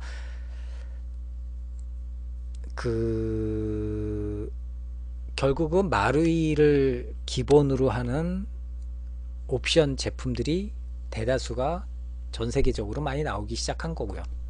근데 그 전에는 사실 뭐 일본에서 만드는 프라임 제품 메탈 컨버전 킷이다 그러면 원래 당연히 기본적으로는 웨스턴함스를 먼저 만드는 거예요. 그건 뭐 그거는 의심의 여지가 없었어요. 10년 전에는, 7, 8년 전에도 그냥 프라임에서 콜트용 뭐 나온다 그러면 그거는 기본적으로 베이스는 웨스턴함스예요. 뭐 의심의 여지가 없었던 시대가 있었어요. 근데 지금은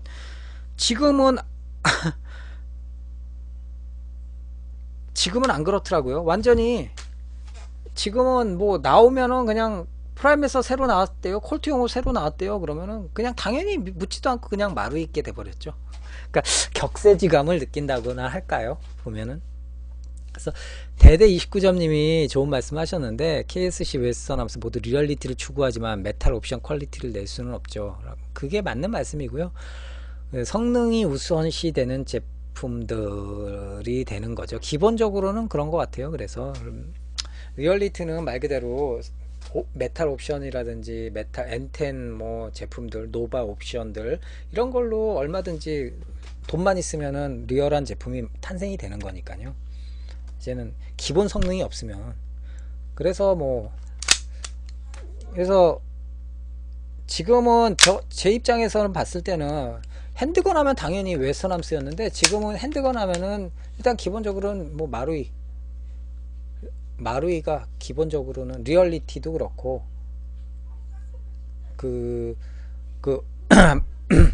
리얼리티도 그렇고 성능도 그렇고 상당히 그냥 기본적으로는 상당히 그 좋은 제품이다. 마루이 제품이 그렇게 이제는 어떤 상식화된 시대가 된 거죠.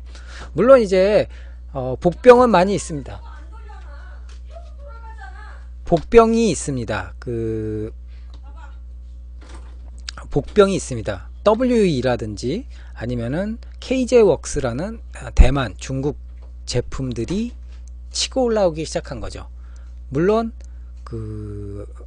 기본 베이스는 마루이를 카피하는 거긴 하지만, 아무튼 걔네들이 기본적으로 메탈 제품을 그러니까 뭐 알루미늄 주물이거나 알루미늄 다이캐스팅이거나 뭐 아연 다이캐스팅이겠지만, 아무튼 WE 제품이나 KJ웍스, KJW 제품들이 이제는 또 무시무시하게 리얼리티를 같이 추구하면서 성능적으로도 거의 마루이에 근접하는 신뢰도를 보여주고 있다. 그런 추세인 것 같아요.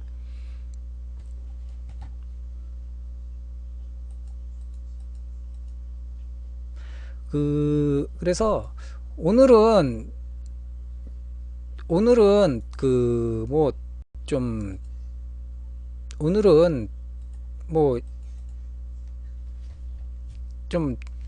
횡설수설했어요. 오늘도 그러니까 원래 주제는 전장을 지배했던 어떤 신무기 차원에서 이제 총에 대해서 좀 설명을 드리려고 했는데, 그래서 저 마티니 헨리 소총이라든지 스나이더 라이플이라든지 뭐 이런 것들, 맥신 기관총에 대해서도 좀 더 자세하게 말씀을 드리려고 했는데, 어떻게 보니까 뭐 전투 얘기, 역사 얘기로만 치중이 되니까 이게 지루해지는 것 같아가지고 대대 29점님 마루이에서 GBB 라이플 나온다라는 계속해서 얘기가 지금 뭐 들리고는 있습니다. 그런데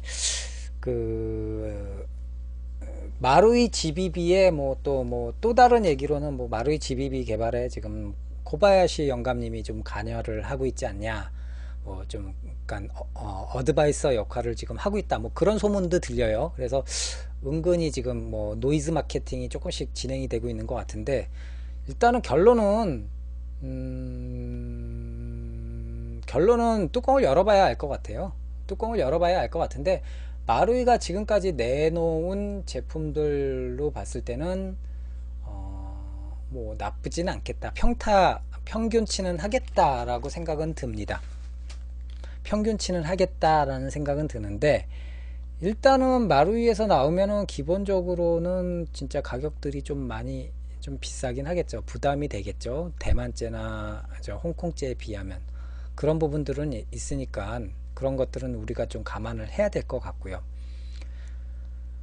VFC 2015 버전은 지금 뭐 올 중순부터는 뭐 구경을 할 수 있을 것 같습니다. 그거는 저도 뭐 정확히는 모르겠는데, 제가 누누이 말씀드린 것처럼 VFC의 2015 버전 기본적인 개선 사항들은 아마 VFC 2014년 가을에 나왔던 HK 417 버전을 베이스로 해서 그런 식으로 이제 개선을 해서 MP5라든지 M4 라인업들 아니면 HK416 라인업들을 개선해서 내놓는다.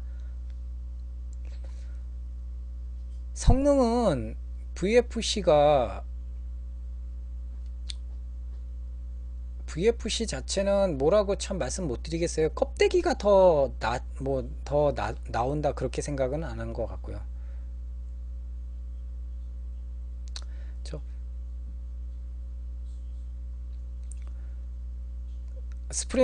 버퍼 스프링을 바꾸셨나요 혹시? 417 같은 경우 징징댄다. 전체적으로 417이 워낙 그 대구경 노즐을 채택해서 대형화되고 탄창도 대형화되고 하니까 블로우백이 굉장히 세요. 417은 너무 파워가스 쓰면서 따뜻한 날씨에 쓰면은 정말 깨지지 않을까 싶을 정도로 걱정이 될 정도로 굉장히 블로우백이라든지 이런 게 세더라고요. 순정이라면은 뭐 어쩔 수 없죠. 그냥 그러려니 하셔야 될 것 같네요. 여름쯤인지는 모르겠습니다. VFC 신제품이 언제 출시가 될지는 뭐 그건 저도 정확히 뭐 가늠하기는 좀 어려울 것 같은데, 아무튼 지금 계속해서 전 제품들을 다 좀 개선해서 내놓는다라는.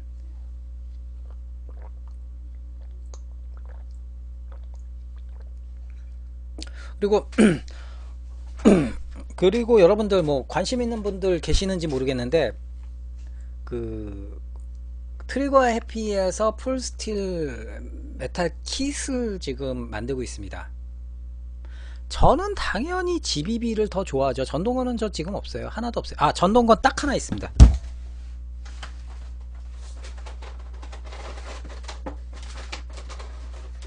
전동건 제가 갖고 있는 유일한 전동건 이거예요.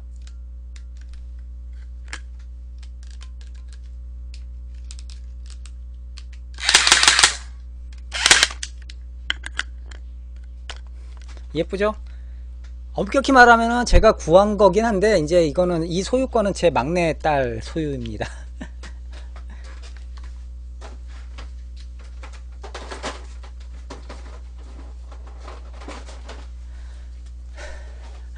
예, 전동건은 별로 안 좋아해요. 저는 체질적으로 제가 만약에 전동건을 하게 된다면 뭐 PTW나 구할까? 그래서 트리거 해피에서 지금 메탈 스틸화 지금 시키고 있대요. 스틸화 시키고 있는데, 지금 뭐 한간에 알려지기는 완성품이 나온다 뭐 이렇게 얘기도 알려졌는데, 제가 확인해 보니까 완성품은 아니고 기존에 슬라이드랑 하부 컨버전 킷이 나온다고 하고요. 슬라이드랑 하부 킷이 나오고, 내부는 그냥 마루이 거를 가지고 가서 쓰셔야 돼요. 마루이 거를 쓰시는데 뭐 스틸 킷이니까 슬라이드 스토퍼나 뭐 이런 옵션 부품들, 썸 세이프티라든지 뭐 그립 세이프티 같은 거, 이 햄머 스프링 하우징, 매거진 캐치, 햄머, 트리거, 이런 익스테리어 제품들은 다 그냥 그 M10이라든지 뭐 이런 스틸 옵션으로 이제 따로 구하셔야 되고, 제대로 꾸미시려면은.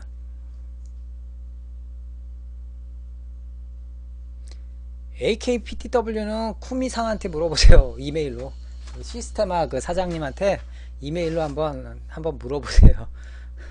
시스테마 사장님, 그때 전에 한번 제가 우연히 이렇게 뵙고, 그 저기에서 그 토이 페어라고 그래야 되나, 이렇게 악수를 한 적이 있었는데, 손하고 힘이 아줌마인데 장난 아니었습니다. 포스가 진짜 말 그대로 그 야쿠자 여두목 포스가 풀풀 넘치는데, 근데 목소리는 되게 좀 뭐랄까 전형적인 일본 여성 목소리가 나오고. 그러니까 트리거 해피 같은 경우는 그래서 그 슬라이드와 프레임 셋이 스틸로 나온다. 그리고 나머지 부품들은 알아서 스틸 파트들 구해서 N10 제품이라든지 뭐 이런 노바 제품들 옵션 파트들을 1911A1으로 나와요. 3G70이 아니라. 이런 것들로 지금 구해 놓으시는 게, 만약에 생각하시는 분들은 구해 놓으셔야 된다라는 거. 그리고 스틸로 풀 스틸이면은 그 제가 알고 있기로는 풀 스틸 가격은 뭐 200, 스틸로만 세트로는 200 조금 못 될 것 같아요. 그러니까 한 180만 원대 그 정도 수준일 것 같은데, 나오는 게.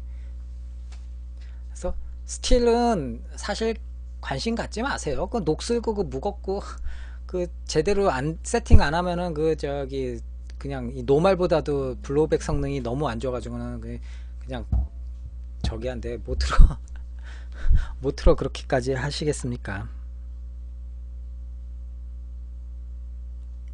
그러니까 여러분 그 아무튼 트리거 에픽 좀 궁금해 하시는 분도 계신 것 같아서 그렇게 좀 말씀을 전해드렸고요. 스틸 제품들이 각각의 장단점이 있습니다. 아, 그럴 수 있겠네요, 진짜. 제가 그 WE에서 그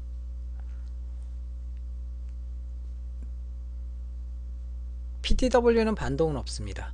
WE에서 나오는 그 SVD 드라곤오프를 제가 만진 적이 있는데, 드라곤오프가 그 버전이 세 종류가 있어요. 버전이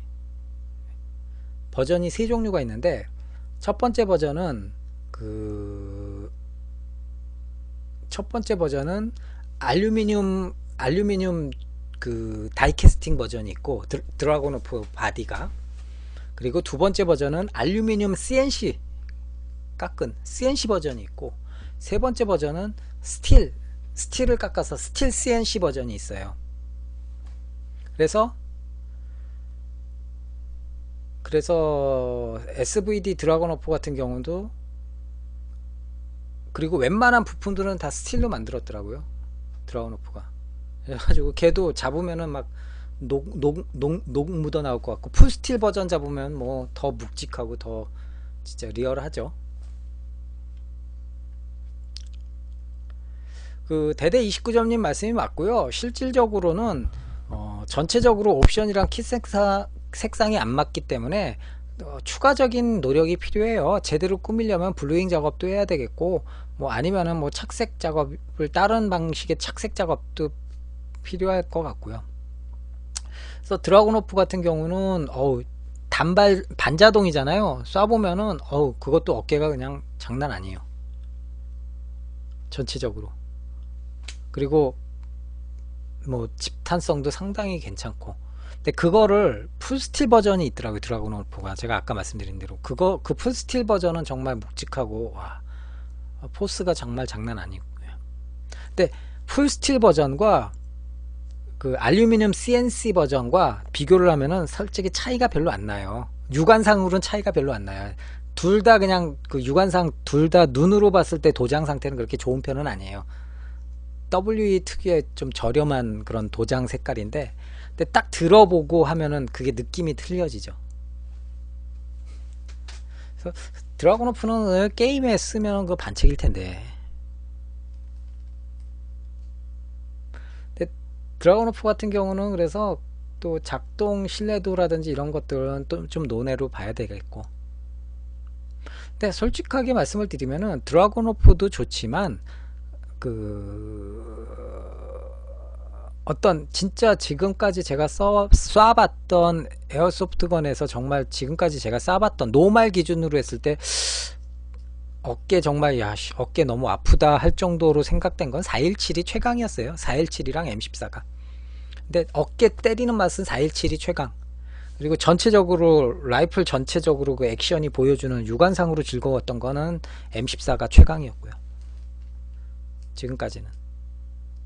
그래서 417 같은 경우는 아예 20인치 그 레일 버전 컨버전 킷을 구해서 세팅하고 바렐도 롱 바렐 달고 하면은 오히려 417 갖다가 세미 스나이핑 해도 정말 무시무시할 정도가 될 것 같고요.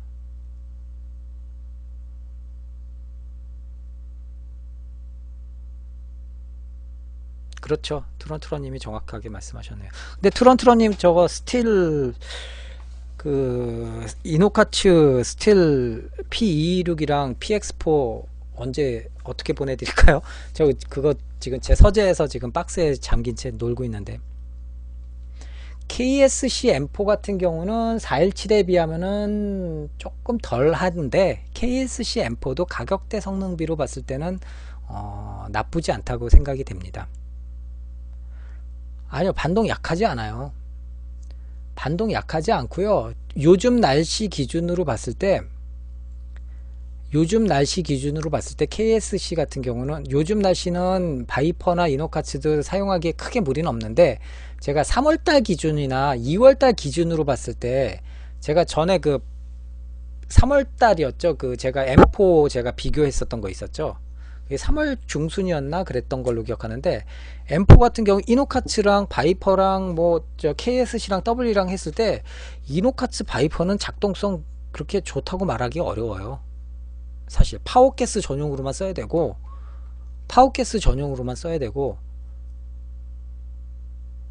그 오히려 진짜 바이퍼나 이노카츠는 완전 그 저 파워가스의 절정인 그 레드가스 찔러 넣어야 좀 원활하게 작동되고, 그러니까 이건 좀 아니지 않나 싶기도 했었어요. 그래서 물론 외관의 리얼함이라든지 좀 터프함, 그리고 어떤 뭐 좀 성능적으로도 좀 좋은 것들을 원하신다면 바이퍼로 가는 게 나쁘진 않다고 봅니다. 끝판왕이니까 사실상. 근데 그냥 게임에 아무 생각 없이 게임에 쓰시고 적당히 즐기시고 하는 거, 가격대 성능비로 봤을 땐 WE 제품도 나쁘지 않고, 좀 더 원활한 작동성과 신뢰도를 원하신다면 KSC가, 필드에서는 사실 GBB 게임에서 필드에서는 KSC가 깡패래요. KSC가 뭐 KSC M4랑 KSC 저기 AK 시리즈들이 사실상 깡패라고 하더라고요. 작동성이 워낙 뛰어나기 때문에. 그리고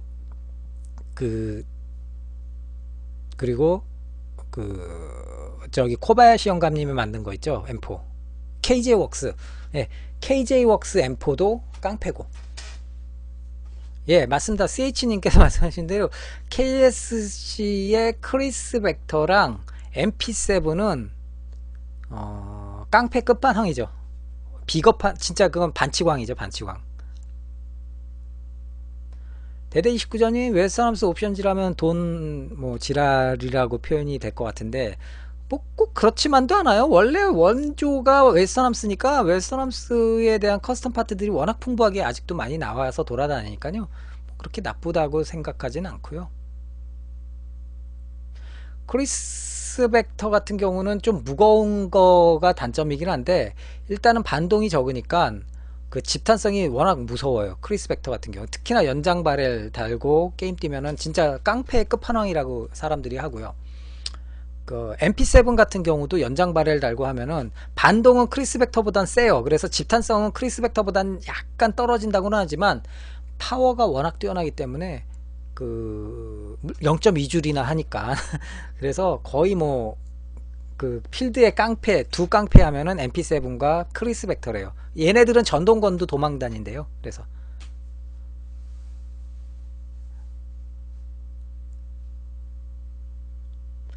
플라블라님, 그 GBB 처음이고 고르신다면은 제가 봤을 때는 일단 중고로 저렴한 WE 제품이나 아니면은 그 KSC 제품이나 뭐 이런 것들로 하나 해가지고 구조라든지 작동 방식을 좀 익히세요. 교보제 삼아서.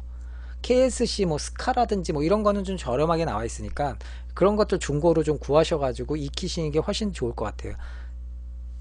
WE 제품도 나쁘지 않고요. 지금 이것도 WE 제품이잖아요. 근데 상당히 좋아요. 저도 물론 뭐 지금 중고로 팔려고 내놓긴 했어요. 근데 그거는 뭐 상당히, 아무튼 개인적으로는 굉장히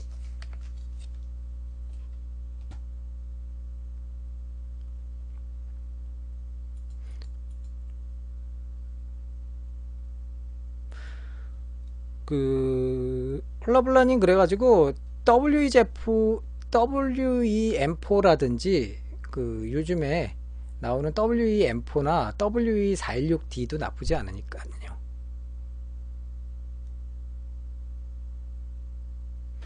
그렇죠. CH님께서 말씀하신 대로 AK도 지난번에 제가 건샵에서 취재하면서 체크를 해봤는데 WE-AK도 상당히 나쁘지 않더라고요.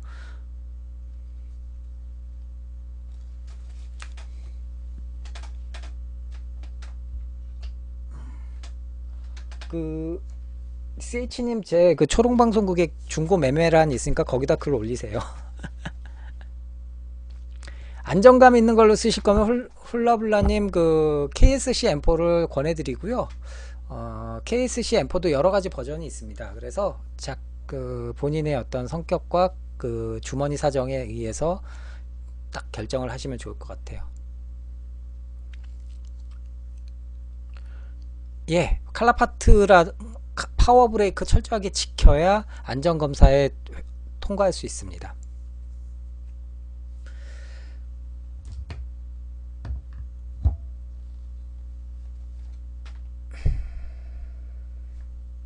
그래서 오늘은 여러분들 뭐 좀 제가 주제에 맞춰서 좀 더 충실하게 말씀을 드리면 좋았을 텐데 그러지 못한 것 같아서 제가 죄송스러웠고요. 지금 벌써 이제 시간은 벌써 이제 거의 뭐 100분 정도 지금 돼가고 100분은 아직 좀 멀었군요. 1시간 30분 좀 넘었는데 여러 가지 말씀을 좀 드렸어요. 그래서 전장에서의 어떤 신무기 새로운 그 전장터를 지배하는 새로운 신무기가 어떤 것들이 있었는지 전환점이 어떤 것들이 됐는지 간단히 좀 살펴봤고요.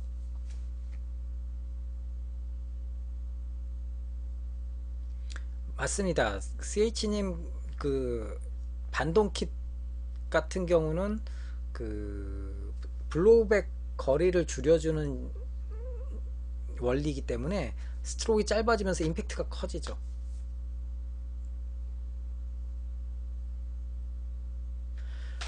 KSC M4 버전 2가 그거죠. 그 저기 원피스 상부에 그 스틸 볼트 들어가 있는 거, 그것도 나쁘지 않다고 생각을 해요. 그리고 GHK는 지금 AK가 유명한데 GHK 같은 경우는 원래 전동건 바디를 기반으로 해서 GBB를 개발을 했다고 합니다. 그래서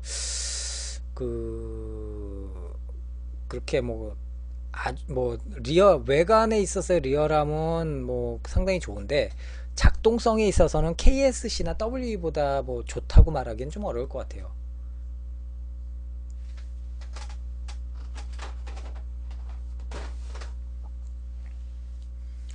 그래서 뭐 기회가 되면 나중에도 GHK 제품의 AK를 좀 리뷰를 하면 좋을 것 같아요.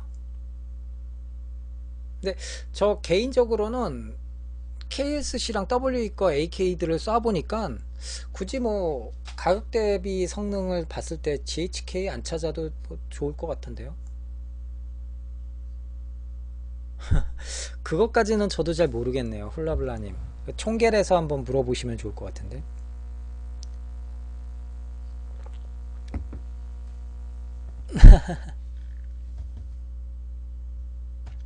훌라블라님이 강서구 지역에 GBBR 게임 팀이 있을까요? 물어보셨는데 요즘에 뭐 GBBR 팀들이 조금씩 생겨난다고 해요. 특히 요즘같이 날씨 따뜻해지기 시작하면 본격적인 시즌이기 때문에 아주 좋죠.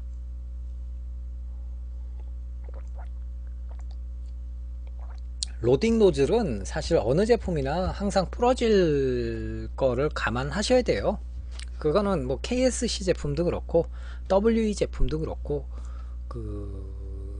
뭐 튼튼하기로 유명한 제품들도 로딩 노즐 자체는 그냥 소모품으로 보셔야 될 것 같아요. 어느 메이커 불문하고 로딩 노즐은 핸드건이건 아니면은 라이플이건 가스 블로우백이라면은 로딩 노즐이 제일 먼저 부서질 가능성이 제일 높으니까요.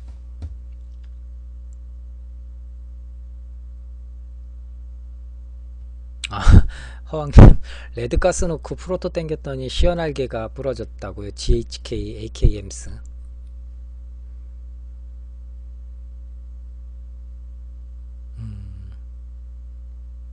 아픈 추억이 있으셨네요.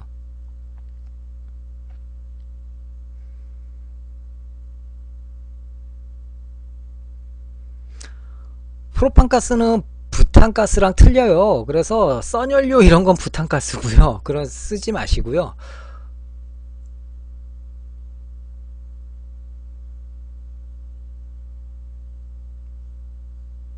아, 나중에 그러면은 아르크님 말씀하신 것처럼 용어를 잘 모르신다고 하니까 뭐 간단하게 대표적인 제품들 제가 보여드리면서 좀 분해하면서 제가 좀 소개를 시켜드리겠습니다. 그거는 근데 공개 방송을 좀 해야겠어요. 공개 방송을 해야겠어요. 그래서 지난번에 공개 방송하면서 딱 5분 오셨는데 그분들 모시고 뭐 간단하게 이것저것 말씀 나누고 해서 정말 좋았어요. 분위기는 좋았는데 그 한번 공개 방송을 다시 한번 하면서 분해해서 이런 그 명칭들, 부품 명칭들 좀 이렇게 같이 알아보는 시간을 가지면 좋을 것 같습니다. 공개 방송을 지금 어디서 할까 고민 중에 있어요. 그래서 부산 쪽에 가서 한번 해보면 어떨까 생각도 하고 있고요. 선연료 좋더라. 선연료를 파워 소스로 쓰는 것보다는 제가 지난번에 방송 초기에 말씀드렸는데 선연료 부탄가스를 가지고 그 전동건 게임할 때 옛날에 90년대 초반에 그 엘파로 아카데미 엘파로에 예 맞습니다. 저번주에 양재에서 토요일날 양재에서 정모라기보단 공개 녹화 방송이라고 해주십시오. 그 엘파로인데 탄창을 호수를 만들었어요. 공업용 호수 있죠. 그래서 외경은 10mm, 내경은 8mm 짜리 이렇게 돌돌 말린 공업용 고압 호수를 이렇게 누가 가져왔어요. 투명한 거. 거기 끝에는 거기에다가 삐비탄을 채워놓은 거예요. 삐비탄을 채워놨는데 그게 한 2000발 정도 된다고 하더라고요. 삐비탄 채워놓은 게 공업용 고압 호수에다가. 그래가지고 그 끝을 엘파로 바렐 그 밑에 급탄구에다가 딱 끼워 넣은 거예요. 그렇게 해가지고 그 고압용 그 호수 끝에 파워 소스 그 탄을 밀어주는 파워 소스를 누가 부탄가스 어댑터를 달았더라고요. 토치 램프에 그 끝에다가 부탄가스 그 끼우고 그 끝에다가 그 탄창 그 고압가스 끝에 연결을 한 거예요. 그래가지고 게임 뜰 때는 부탄가스를 푸쉬 켜가지고는 계속 쏘는 거예요. 지원하기처럼 그냥 성능은 되게 좋다고. 근데 중요한 거는 그 쏜 놈한테 제가 이거 방송 초기에 한번 말씀드렸는데 야 너 이거 괜찮냐? 안 터져? 그랬더니 안 터져? 그랬더니 아 괜찮은데요. 딱 하나 부작용이 있어요. 그러니까 뭐 그랬더니 이거 부탄가스 열고 계속 쏟아 보면은 사람이 한 명인지 두 명인지 막 이렇게 막 어른거린다고. 그래가지고 한참 웃었던 그런 경험이 있네요. 그래서 파워 소스는 제가 뭐라고 참 말씀드릴 수가 없어요. 파워 소스는 뭐 이걸 쓰세요 저걸 쓰세요 라고 말씀드리기는 어렵고 제 입장에서는 그냥 시중에서 판매하는 노말가스 쓰십시오. 조금 더 반동을 즐기고 싶으신 분들은 그 뭐 시중에서 파는 파워가스를 좀 쓰시고요.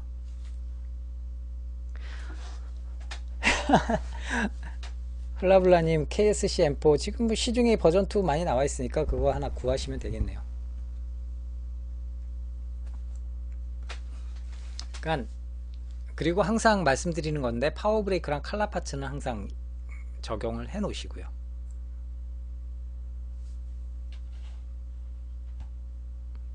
그렇죠. 요즘에 퍼프디노 파워가스도 좀 많이 가격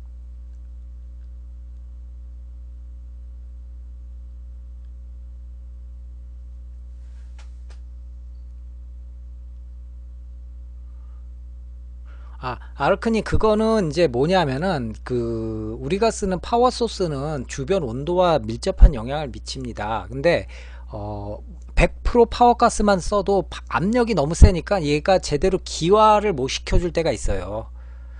기화를 너무 못 시켜주면은 얘가 생가스가 뿜어나올 때가 있는 거죠. 그럴 때면은 좀 그 효율성이 많이 떨어지는 거고 그런 것들 따지고 보면 주변의 온도를 보면서 노말 가스를 베이스로 한 뭐 60% 70% 넣고 날씨가 좀 저기 하다 그러면 파워가스를 조금만 찔러 넣고 이렇게 믹싱해서 쓰시는 게 제일 좋을 것 같아요.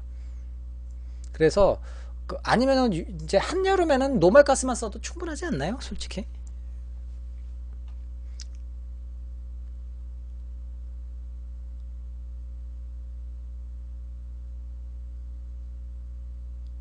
밸브가 땡땡해져서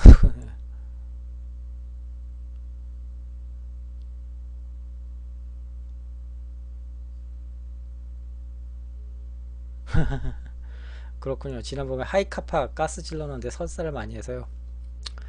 핸드건이 설사 많이 하는 경우는 일단 밸브와 가스루트를 체크를 좀 해주시고요. 그 다음에 이제 그 실린더랑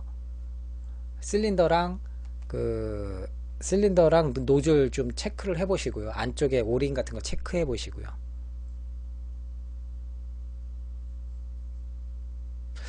보니까 그 뭐야 염산맛 초코님이 두 분이 계세요.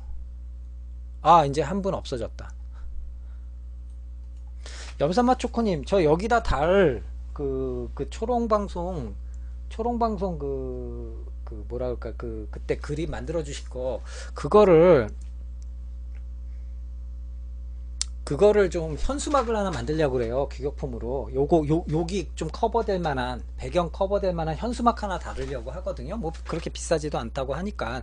그 인터넷에서 현수막 제작 업체 규격품 사이즈에 맞춰서 이렇게 주문하면은 뭐 그렇게 많이 안 비싸다고 해요. 그래서 그거를 좀 제가 마누라한테 부탁을 좀 하려고 그랬는데 그게 그 뭐라 그럴까 AI로 제작을 해야 된다고 하더라고요. 그래서 좀 혹시 좀 상황이 되시면은 AI로 좀 제작을 해주시면은 사이즈를 제가 재가지고 대략적인 사이즈 재가지고 제가 좀 알려드릴게요. 그래가지고 6월달에 플래툰 컨벤션 하면은 그때 그냥 그 현수막 걸어놓고 부스 이제 홍희범이한테 이제 좀 부탁해가지고 부스를 좀 이렇게 부스를 하나 이렇게 초롱방송 부스를 하나 조그맣게 만들어가지고 이렇게 조그만 모니터 하나 놓고 제 방송했던 거 좀 보여드리고 뭐 이런 거 저런 거 홍보할 수 있는 뭐 이런 자료 좀 갖다 놓고 뭐 그렇게 하려고 합니다. 뭐 판매 부스가 아니니까 뭐 비용 뭐 홍희범 씨가 뭐 그렇게 저랑 그 초창기에 같이 게임 뛰었던 친구라 좀 이렇게 멱살 잡고 부스 하나만 달라고 졸르면은 주겠죠. 아, 초롱 패치도 괜찮겠네요. 배지나 패치도 하나 만들면 좋겠네요. 초롱 방송 패치. 요게 벨크로 끝에 벨크로 달아가지고 벨크로에다 찍찍이 딱 달아가지고 그것도 나쁘지 않겠네요. 그거 제작 비용 좀 될 것 같은데 우리 그 애청자분들 훌라블라니 알고 가셔야 돼요. 그래서 좀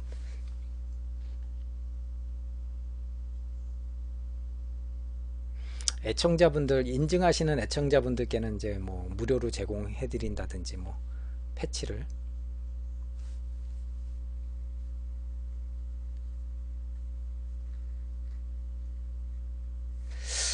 또 오늘 또 이렇게 시간 가는 줄 모르고 얘기를 하다 보니까 벌써 100분이 훨씬 넘었네요. 그 초롱이 날카롭게 그리면 재미없죠. 이 패치라는 거는 좀 더 유머틱하고 코믹스럽게 만들어야 좀 더 재밌죠.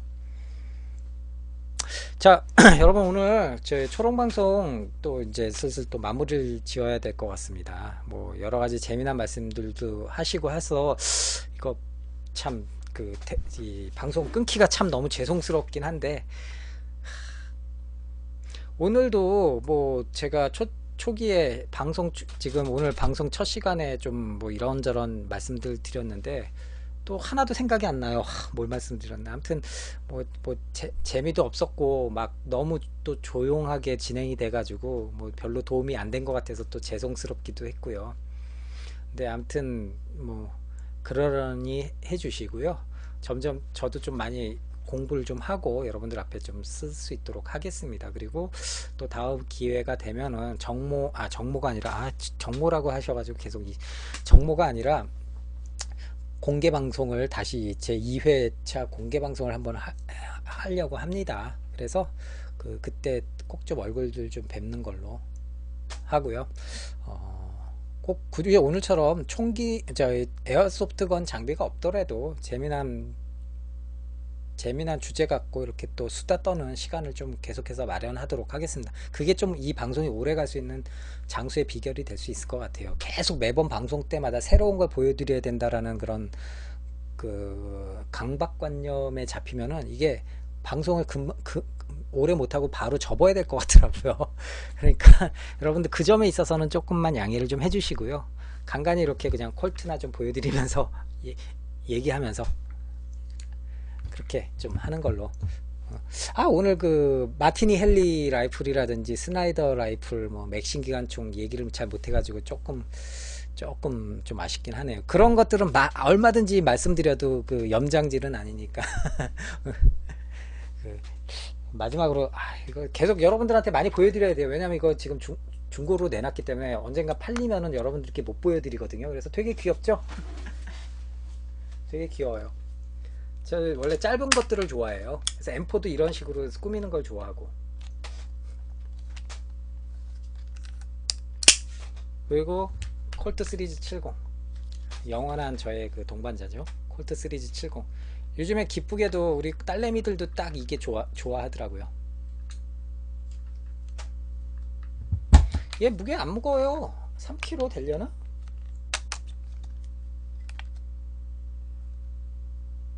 그래서 요것도 잘 나왔어요. 딱 하나 요 앞에 프론트 사이트 부분이 뭐라 그럴까, 얘가 좀 아연이기 때문에 아연 다이캐스팅이라 조금 별로 안 좋긴 한데, 그거 외에는 나머지는 더할 나위 없이 좋은 것 같더라고요. 상당히 딱 해서 게임 때 써도 딱 좋긴 할 것 같아요. 짧아서. 예, 그렇죠. K1 스타일이죠. 철사 스토크. 버퍼가 되게 짧아요. 그래서 임팩트가 좀 있죠. 쏘는 데 있어서.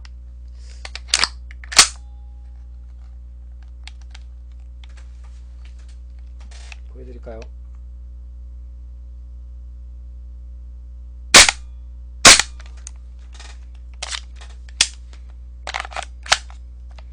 상당히 임팩트 있죠.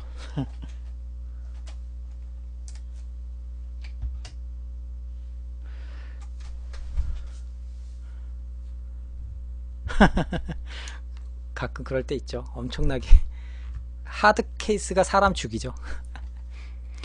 킹조지님이 안 계시구나. 킹조지님이 아까 저기 가셔가지고 야식 드시러 가셔가지고 안 계셨는데, 혹시 여러분들 중에 부산에 계신 분들 계십니까?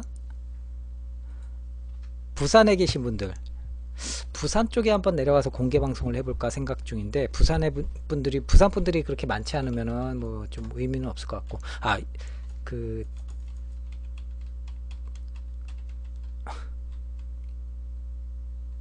다들 서울에 계시구나. 근데 왜 지난주 토요일날 서울에 저기 양재에서 했을 때는 다들 안 나오셔가지고. 도라힝님 부산 계시는구나. 양재요. 2차 공개 방송 언제 할지 지금 아직 고민 중에 있습니다. 진짜 지난번에 되게 재밌게 했었어요. 지난번에 투런투런님이라든지 아르크님 오셨었는데, 우리 맥풀바님이랑 또 누구야, 또 몇몇 분들이 오셨죠. 아이러브 USA 님도 오셨었고. 그렇죠. 양재역 뒤편에 또 필드가 있었죠.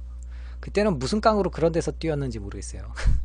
바로 옆쪽에 저기 헌릉로 쪽 국정원 본부도 있는데. 공개 방송 때는 사실상 에어건은 갖고 오지 마세요. 여러분들도 부담되고 저도 부담되고, 물론 합법적으로 파워브레이크와 칼라파츠가 장착된 제품이라면 큰 상관은 없는데, 그래도 원칙은 지켜줘야 될 것 같아요. 만약에 에어소프트건 한두 자루씩 갖고 오세요 그러면은 모임 자체가 완전히 좀 부담될 것 같아요. 막 다 너도 나도 라이플도 갖고 오고 핸드건도 갖고 오고 그러시면은. 그래서 당분간은 조금 갖고 오는 걸 좀 자제를 좀 시켜드리려고요. 자, 그러면은 자, 그러면은 여러분들 오늘도 즐겁게 방송 좀 마무리 짓도록 하겠습니다. 너무 감사드리고요. 다음번 플래툰 컨벤션 나갈 거 패치 제작이라든지 현수막 제작은 여러분들과 또 상의를 좀 해보도록 하겠습니다. 그리고 제가 지금 메일 주소를 또 남겨놓습니다. 메일 주소를 남겨놓을 거니까요. 개인적으로 저한테 뭐 문의하시거나 뭐 좀 제안하시거나 이런 것들 게시판도 있습니다. 초롱방송국 게시판도 있으니까 거기에 남겨주시거나 제 메일 주소에다 메일 보내주시면은 제가 답변을 좀 드리도록 하겠습니다. 오늘 솔님이 안 오셨는데 솔님 좀 오셨으면 좋았을 텐데 솔님이 저한테 뭐 글 쓰신 거를 좀 봐달라고 말씀하셨는데 그 카페에다 올리신 거라 제가 그 멤버가 아니라서 이게 공개가 안 된다고 하네요. 그러니까 그런 것들도 있으니까 만약에 저한테 뭐 제안하시거나 이런 것들이 있으시면은 그 제 메일 주소 지금 제가 쳐서 남겨드렸으니까 꼭 좀 보내주시고요.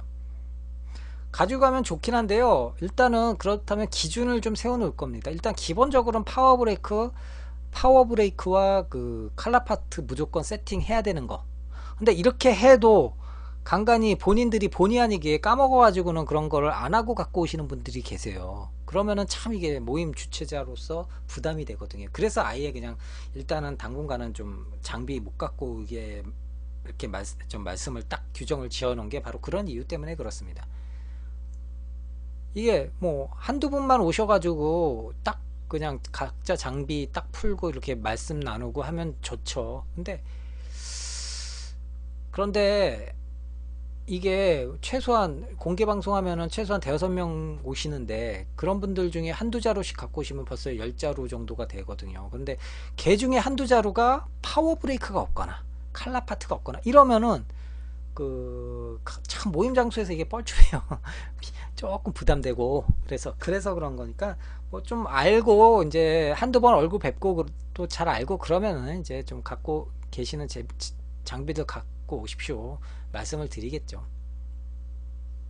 자, 그러면은 계속해서 벌써 2시간 다 돼가는데 오늘 초롱방송 제 21회 초롱방송 그러면은 여러분들 이제 슬슬 마무리를 짓도록 하겠습니다. 너무 감사드리고요. 오늘 즐거우셨습니까? 재미가 별로 없었던 것 같아서 좀 죄송하긴 해요. 그래서 다음번엔 좀 더 열심히 공부하고 자료 좀 많이 모아가지고 여러분들께 좀 더 충실한 내용으로 다가갈 수 있도록 노력을 하도록 하겠습니다. 그리고 향후 2회차 공개 방송 그리고 플래툰 컨벤션 때 뭐 이벤트라든지 이런 것들 관련해서는 여러분들과 쌍방향으로 소통을 좀 하면서 의견들을 좀 받고 해서 좀 여러가지 재밌게 한번 꾸며볼까 합니다. 그러니까 여러분들 좀 도움 좀 부탁드리고요. 그리고 염산맛 초코님께도 너무 다시 한번 또 이 자리를 빌어서 너무 감사드립니다. 여러가지 예쁜 도안을 만들어 주시고 해서 너무 감사드립니다. 제가 당구는 천하무적 30, 물 30이라 상대가 안 될 것 같아요. 자, 그렇죠. 허왕님 꼭 오십시오. 허왕님 말씀도 재미난 말씀 많이 해주시는데 대대 29점님도 꼭 오시고요. 자, 그러면은 초롱방송 오늘 수요일 초롱방송 21회차 초롱방송 이제 마무리 짓도록 하겠습니다. 너무 감사드리고요. 여러분들 계시는 모임에 카페나 동호회나 뭐 이런데 후기 좀 꼭 좀 남겨주시고 홍보 좀 부탁드리겠습니다. 뭐 총결에도 좀 후기 좀 많이 남겨주시고요. 부탁드리겠습니다. 자, 그러면 감사드립니다. 저는 들어가 보도록 하겠습니다. 네, 저는 초롱방송의 초롱이 아빠였습니다. 감사합니다.